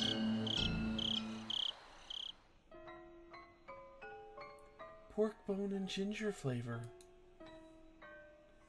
I wondered how I appeared in the moments my mind worked completely blank until the moment I was able to recover.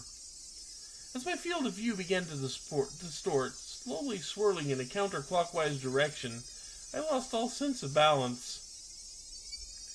Why do you know that? I didn't even deny it. That was the type of frenzied state I was in. How could Reina know even this? Not even caring as I mashed my head against the door, I fixated my gaze on Reina. But she didn't even flinch when she saw me do that. I certainly did buy them. I bought a bunch at once. I bought a whole case. How could you know that? Why, I wonder. Quite strange, isn't it? Isn't it? How could you dodge the question at a time like this? The chain and the door were suddenly no longer protecting me. How do you know? Why do you know? Answer me! You bought them at 7th Mart, didn't you? A shiver ran up my spine. I tried covering up with an angry facade. Like I said, why do you know that? I was behind you, following you the whole time. But what are you saying? I couldn't understand why she was saying she'd been following me all this time. That's because Reina was right behind Keiichi-kun's back the whole time. Like that night? That night I was absorbed in my phone conversation with Luigi-san, I didn't even sense her standing there, standing behind the door. Behind me. Standing there. Just like that. When Keiichi was picking out the noodles, I was watching the entire time. You picked out so many different flavors, didn't you? Then your mom got angry. If you were going to pick the expensive ones, then you should just pick one type, she said. Then Keiichi-kun picked out that big box of pork bone and ginger flavor that he loved so much, didn't he? Sparkle, sparkle. I like it too. Pork bone noodles. But I can never eat a whole big bowl myself. My brain was paralyzed, dulling my senses. It might have been a defense mechanism to diminish the fear I was feeling to non-traumatizing levels. With the fear being diminished, the fog enveloping my mind was cleared away. Then I could understand what Reina was saying and started to put meaning behind her words. Even so, my fear hadn't subsided completely. It was like I was standing at the edge of a cliff, eyes closed so I didn't have to look down. It didn't actually solve any of the basic problems. I slowly took a step backwards, and as I withdrew, Reina advanced. So, Keiichi-kun, can you open this? We can eat dinner together. Sparkle, sparkle. I'm sure it's going to be delicious, so, okay? Reina's pale, slender fingers squirmed through the crack in the door one at a time, as if they had their mind of their own, rattling the chain. If she had unlatched the chain from the door, a feeling of terror would have just exploded within me. But Reina didn't do that.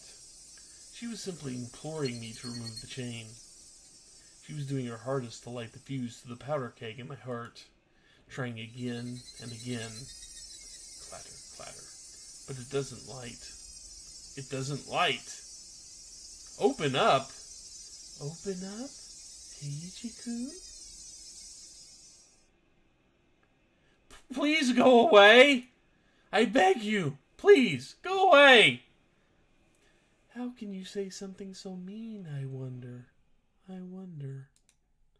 Please go away! Go away! Go away! The powder keg inside me finally went off. No smoldering. It just exploded. I tackled the door. The force of the door had knocked Reina momentarily off balance. I couldn't hesitate here. I grabbed onto the doorknob with both hands, planted my feet firmly, and pulled with all my might. But that slamming sound I so desired didn't happen. I could feel a tiny, disturbing bit of resistance keeping the door from closing, and the source of that was Reina's fingers. Each of those fingers wriggling, squirming around like the tendrils of a carnivorous plant through the crack in the doorway. It hurts. It hurts, Keiichi-kun. It hurts. It wasn't a harsh shriek, but more of a yelp she was trying to keep back. Go away, go away, go away! I kept on pulling the door with all my might. I didn't even realize that if I didn't loosen my pull of the door at least momentarily, Reina wouldn't be able to pull her fingers out, and that was why the door wasn't closing. It really hurts, Keiichi-kun.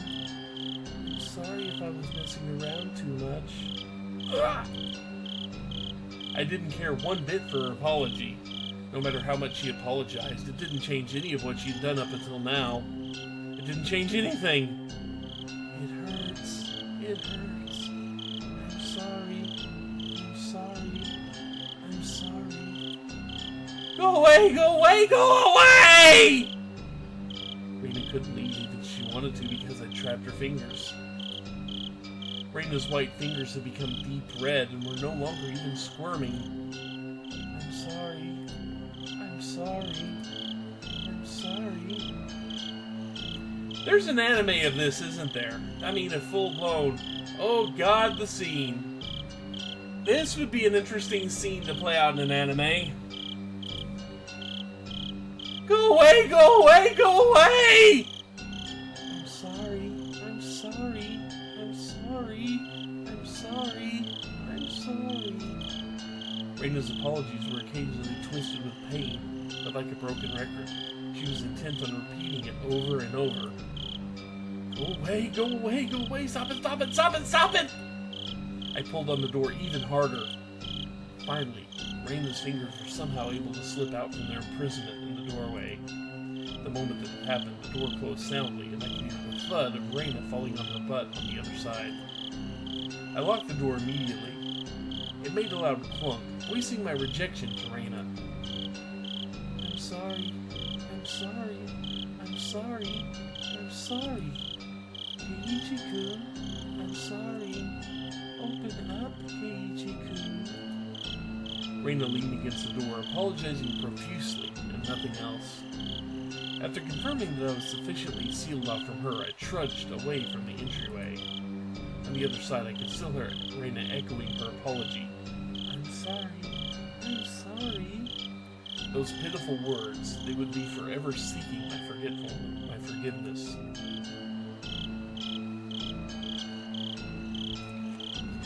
I didn't feel bad about this at all. But that wasn't out of any sort of malice. I just felt a sort of hazy sense of relief that I was able to escape from Reina.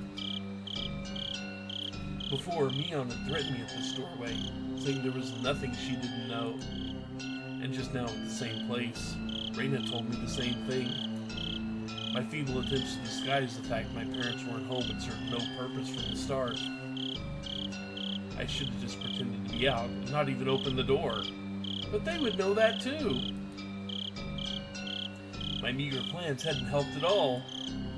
In Hinamizawa, it was impossible to outwit them. Even though I was on the other side of the door, I wanted to get as far away from Reina as possible. One step, 2 steps, with each one her sniveling apologies became more distant. I sprinted up the stairs and dove into my room.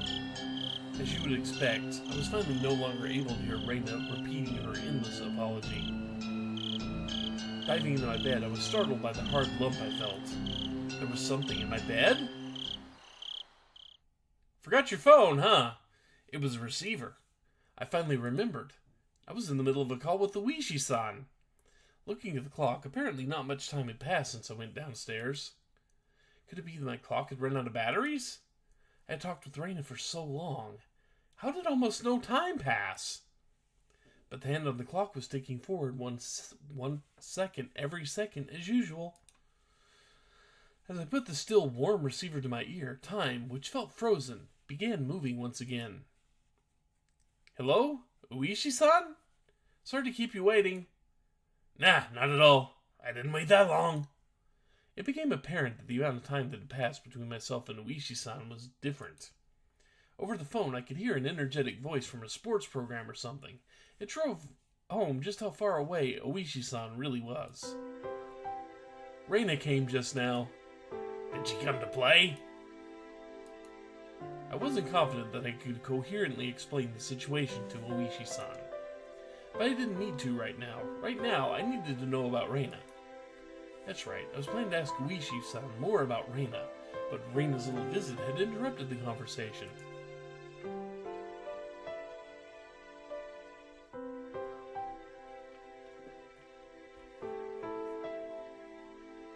What was true and what was false? I couldn't tell. The one thing I knew was the single grim reality that Reina was suspicious. I might be able to figure something out if I asked Uishi-san about her. Up until now, I'd regretted it whenever I'd forced myself to ask about things I was better off not knowing. This chapter has taken forever. But looking at it that way, you could say I'd hit rock bottom. There was no possible way I could feel any more regret than I did right now. No, rather, I wanted to know if there was anything beyond this I would regret more. Forget about tomorrow. It wasn't out of the realm of possibility for something to happen tonight. I wanted to know everything I could. I was absolutely not going to die like this. Not without knowing anything. I definitely won't. Regarding Reina Ryugu-san, I did a bit of digging.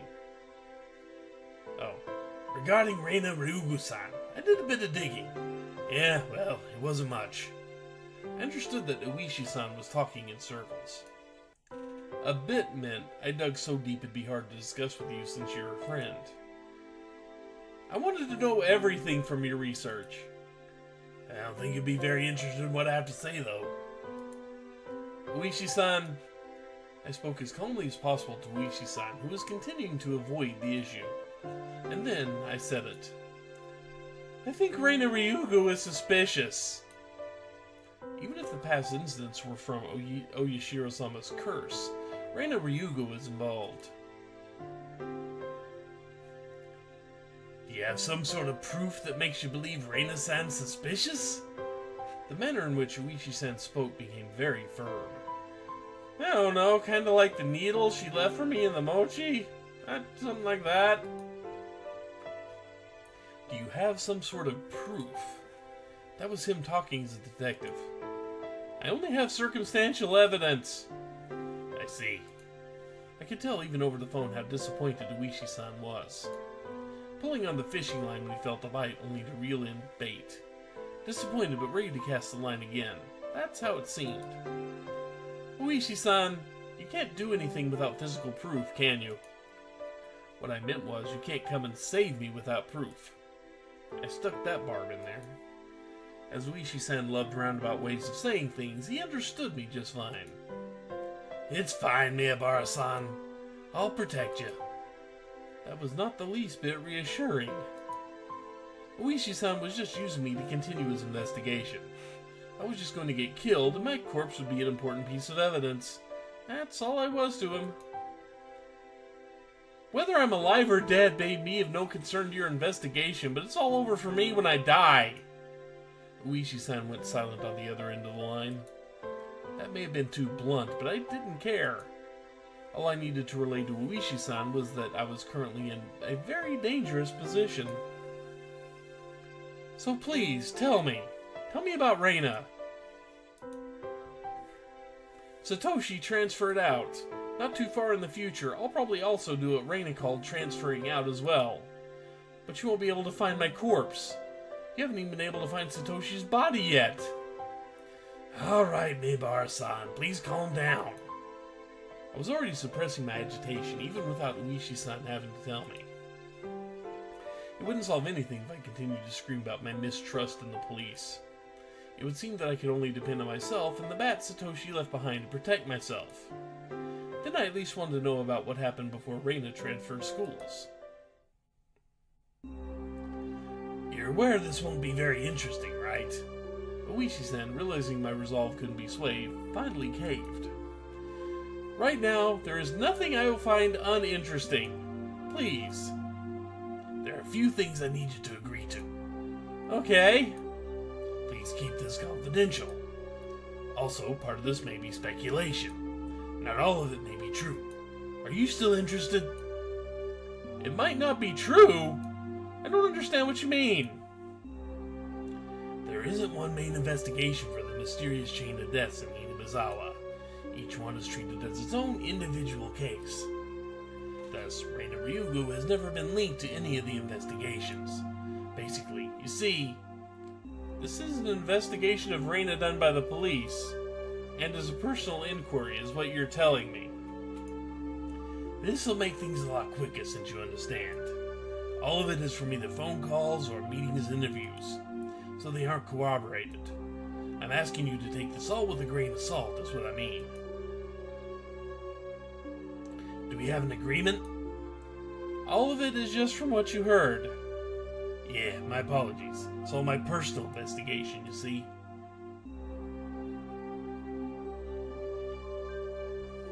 That thing, before, you said you saw Reina's chart, didn't you?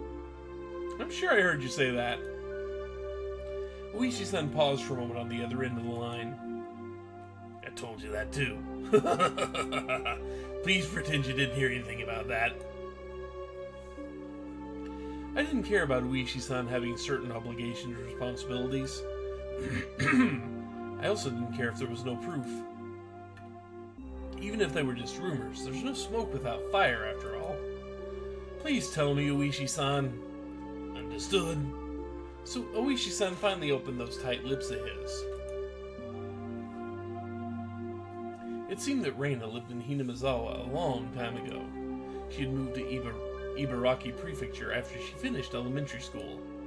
Then following that, right after transferring, the unfortunate incident with the breaking of the school windows happened. Then Reina confided to the doctor. It was Oyashiro-sama. That was all that he knew. There isn't much difference between what I know and what you know, Maebara-san. Then what part did you investigate further? I didn't need to ask. It was the incident that happened just after she transferred. The incident Reina was responsible for, and what she divulged to the doctor afterwards, correct? Yeah. After you learned about that, you started suspecting Reina and the others, didn't you? Yes, I did suspect them. So they're the ones after all!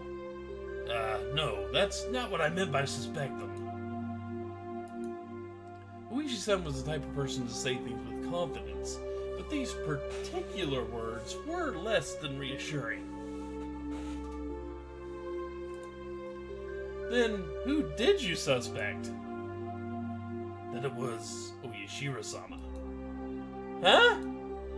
That Oyashiro-sama's curse really exists. Yeah, right. Oishi-san's laugh was quite dry, certainly not the kind that would make you want to join in. Oishi-san resumed the conversation about the dubious circumstances behind Satoshi's disappearance, the course of events up until the start of delving into Reina's past. Just then, there was thunder in the distance, and a heavy rain started pouring down. Oh god, rain in an anime! Yeah, we've just hit rain in an anime level of trope here. So, yeah, is somebody gonna die, and it's most likely us. That's great. It came without warning. Rain so heavy it felt like it could beat you down. I left the window in my room open and cracked to let the heat out. The violent wind danced into my room, making the curtains flap wildly. What is it? Nothing. It just suddenly started raining heavily. Sorry, please continue. I got up while still on the phone and closed the window. I said at the beginning was an incident, because neither the school nor the victim filed charges. The police were never involved. So you see, those involved were very reluctant to talk. Regardless of there being a victim who had had one eye beaten so badly it had permanent damage, it could have been the school or possibly some individual who made arrangements to keep this from going public. Also, the psychologist was very strict about the professional ethics. Hello? Maebara-san! Can you hear me? There was the figure of a person standing by the light near the mailbox this whole time. Even in this torrential rain, they didn't have an umbrella. They were unquestionably drenched from head to toe. In this shower, which more resembled a waterfall, droplets of water dripped down from her hair.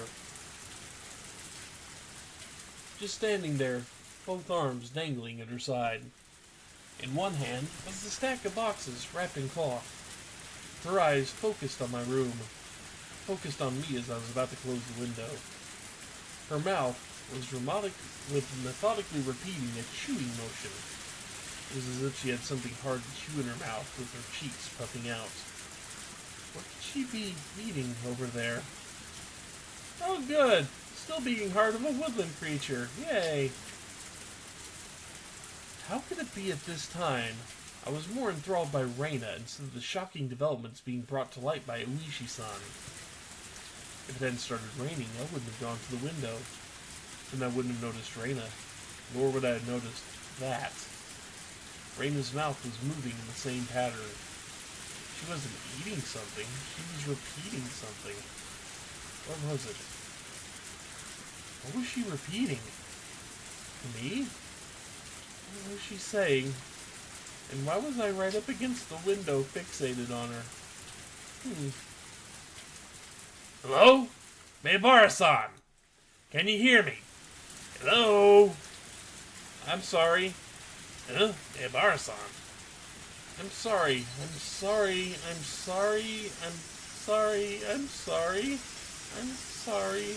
I'm sorry. Hello? Mibara-san! What's the matter? Even in this torrential downpour, Reina was still apologizing. The other self inside me drew the curtain hastily with my right hand, blockading my view of the outside.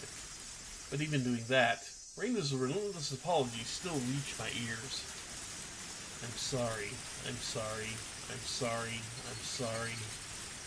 If I forgive you for this, will you forgive me for that? Please stop. Please stop. Please stop. Please stop. I'm sorry. I'm sorry. I'm sorry. I'm sorry. I'm sorry. I'm sorry. I'm sorry. I'm sorry. Damn it! Why did I have to forgive her? I'm the one who wants to be forgiven. What part of me can't you forgive? I won't be killed. If you won't forgive me, then I won't forgive you either. I won't forgive. Won't forgive, won't forgive, won't forgive, won't forgive. Repeat ad nauseum. Mibara-san! If you can hear me, then please respond. Hello?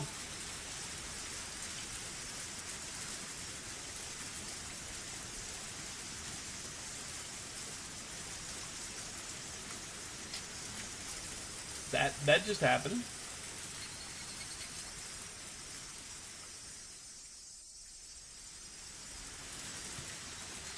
So, new tips. New tips. Good. Achievement unlocked. Rain of Apologies.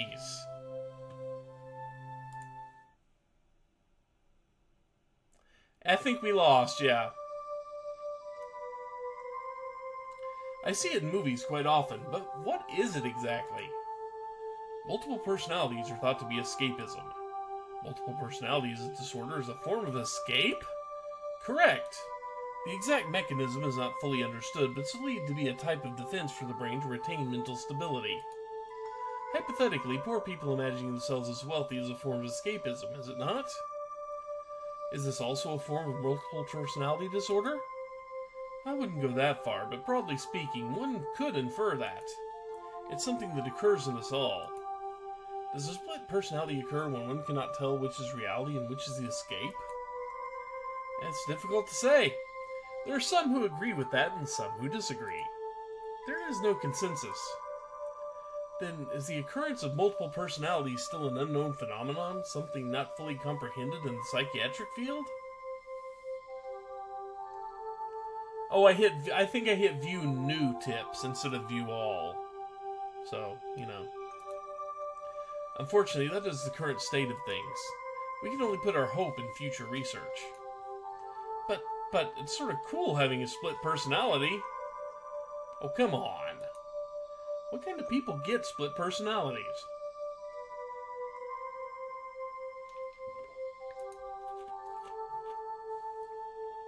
Recent studies find those who develop it, or rather, those who are more susceptible to developing it, may be genetically predisposed or may have had an abnormal mental development.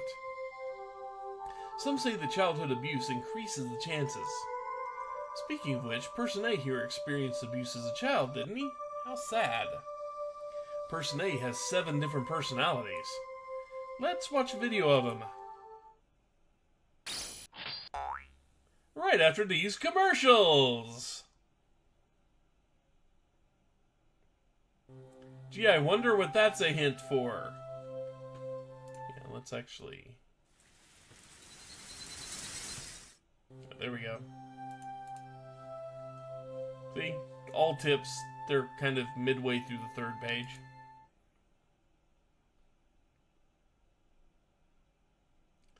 At the 7th mart. The 7th mart was a bargain supermarket with food and alcohol. What's this, Keiichi? So many? There's no reason to get all the different kinds, is there? I flopped all the different colored cup noodle bowls into the cart. Cup noodles have gotten so elaborate recently, and there are a bunch of different types. I want to try each of them at least once. I knew it was pretty selfish of me, but I thought I'd at least give it a try. Keiichi, buy them in the big case, it's cheaper. Dad faltered. Well, I had a feeling it'd end up like this. Dad knew there was no point to him butting in. But I'd only get to eat one kind. I'd get bored with it. I was resisting as a formality. I'd already given up inside and wasn't sure which case of noodles to get. If you can't pick, then Mommy will pick for you. You don't have to rush me. I quickly searched the case of noodles for what I want. Pork, bone, and ginger. Large cup. Hey, Kiichi, can't you get a more normal one? If I let Mom pick, she'd err on the side of safety and get soy sauce or salt flavored. Pork bone's good. I don't want a big bowl of tasteless stuff. I remembered insisting that the noodles I picked were the right kind.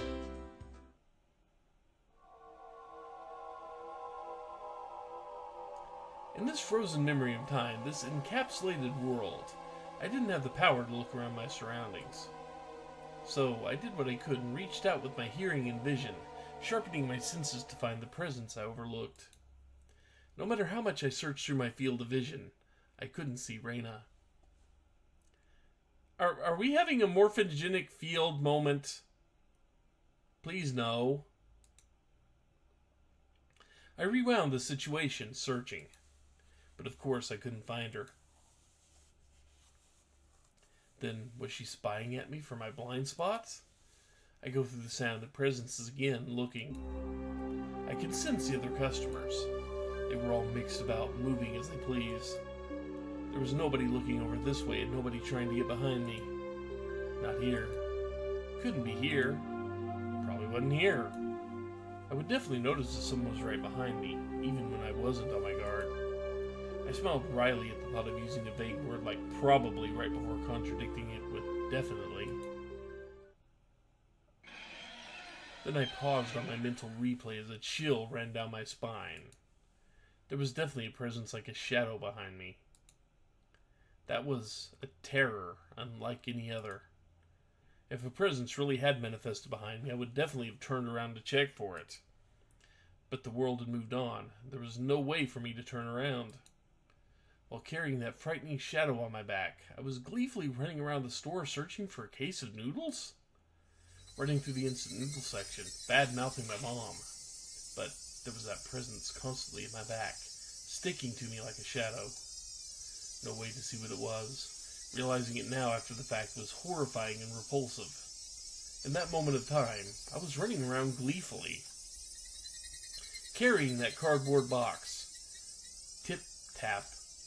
But listening to that moment again, I could hear footsteps other than mine going pit-pat with every step. Tip-tap, tip-tap, tip-tap. Pit-pat, pit-pat, pit-pat. Tip-tap, tip-tap. Pit-pat, pit-pat. Tip-tap, tip-tap. Pit-pat, pit-pat. While I was running, the sound of those barefoot footsteps going pit-pat were right behind mine. Me running around gleefully in that closed-off moment in time. But I didn't hear it. No, I heard it. That's why I remembered it. I didn't think I'd heard anything. That's why I didn't turn around. That's why I didn't turn around. In that moment, the pit-pat of those footsteps were following me the entire time. I couldn't run faster and escape. I couldn't run any faster than I had run at that time. I couldn't turn around. I hadn't turned around before. Not once. Then I returned to my parents and started talking. The shadow-like presence was right at my back. Since I didn't move, the shadow didn't move. That's why it made no sound. That was all. At that time, I hadn't taken a single step with talking with my parents. I was just standing there. This was undeniable. And yet, I heard it. A pit-pat. That shouldn't be. If I took 3 steps, it followed 3 steps. Wasn't that the rule? There was no sound other than that. At that time, the entire world had gone dark. A sudden darkness. It was the end of my reflective journey. I was tired. I wanted to end it. Someone turn on the light. Except my body couldn't move. As if I was sewn into that moment in time. Pit-pat. My past self's hair stood on end. That's impossible. Now that's just breaking the rules. I haven't moved, so you shouldn't be moving either. I couldn't move, so you shouldn't be able to move either. Follow the rules. Pit-pat. Yet that sound echoed in the darkness once again. The hair on the back of my neck pricked up on end. It was so close that it was hard to tell whether it was touching the hair or not. Why couldn't I move, like how the presence was moving right behind me? I quickly realized I could move. It's just that I was scared and didn't want to. But now was the only time I could turn around. It was something unforgivable in this moment in time. But I needed to turn around immediately. As if my entire being was trying to force me to stop, it began to administer a pain like a needle being stuck into my every pore. I'll turn around. I'll turn around. I'm not scared at all. I'll turn around. I'll turn around. I'm not scared at all. A scream I was unable to vocalize. He can't vocalize it, so I'm not either. I turned around. At first, I couldn't understand the meaning of it. What? What is this? The situation in front of my eyes. It was like a mouth biting an apple and slurping the juice, the way you would do with an apple. My mind was being eaten. It began to munch down, slurping the juices, because it was like an apple, meaning what in front of me was. Good, a violin screeching.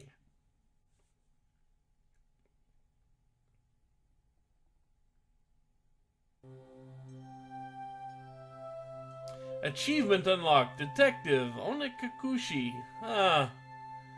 That means we've read all the tips, because I looked at the Steam achievements.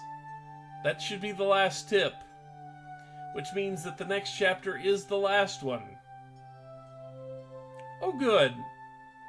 I think we can finish this out tonight, but I need to go take a break real quick and make sure of that, because I need to go to the grocery store tonight and then go to bed at some point. So I need to check and make sure that my roommate is okay with running to the store a little later than planned. So I will be back soon. I'm at least going to refill my drink, so be back in a minute, folks. This is getting weird. Okay, it's gotten weird. Oh, I guess I can get out here and save first, can't I?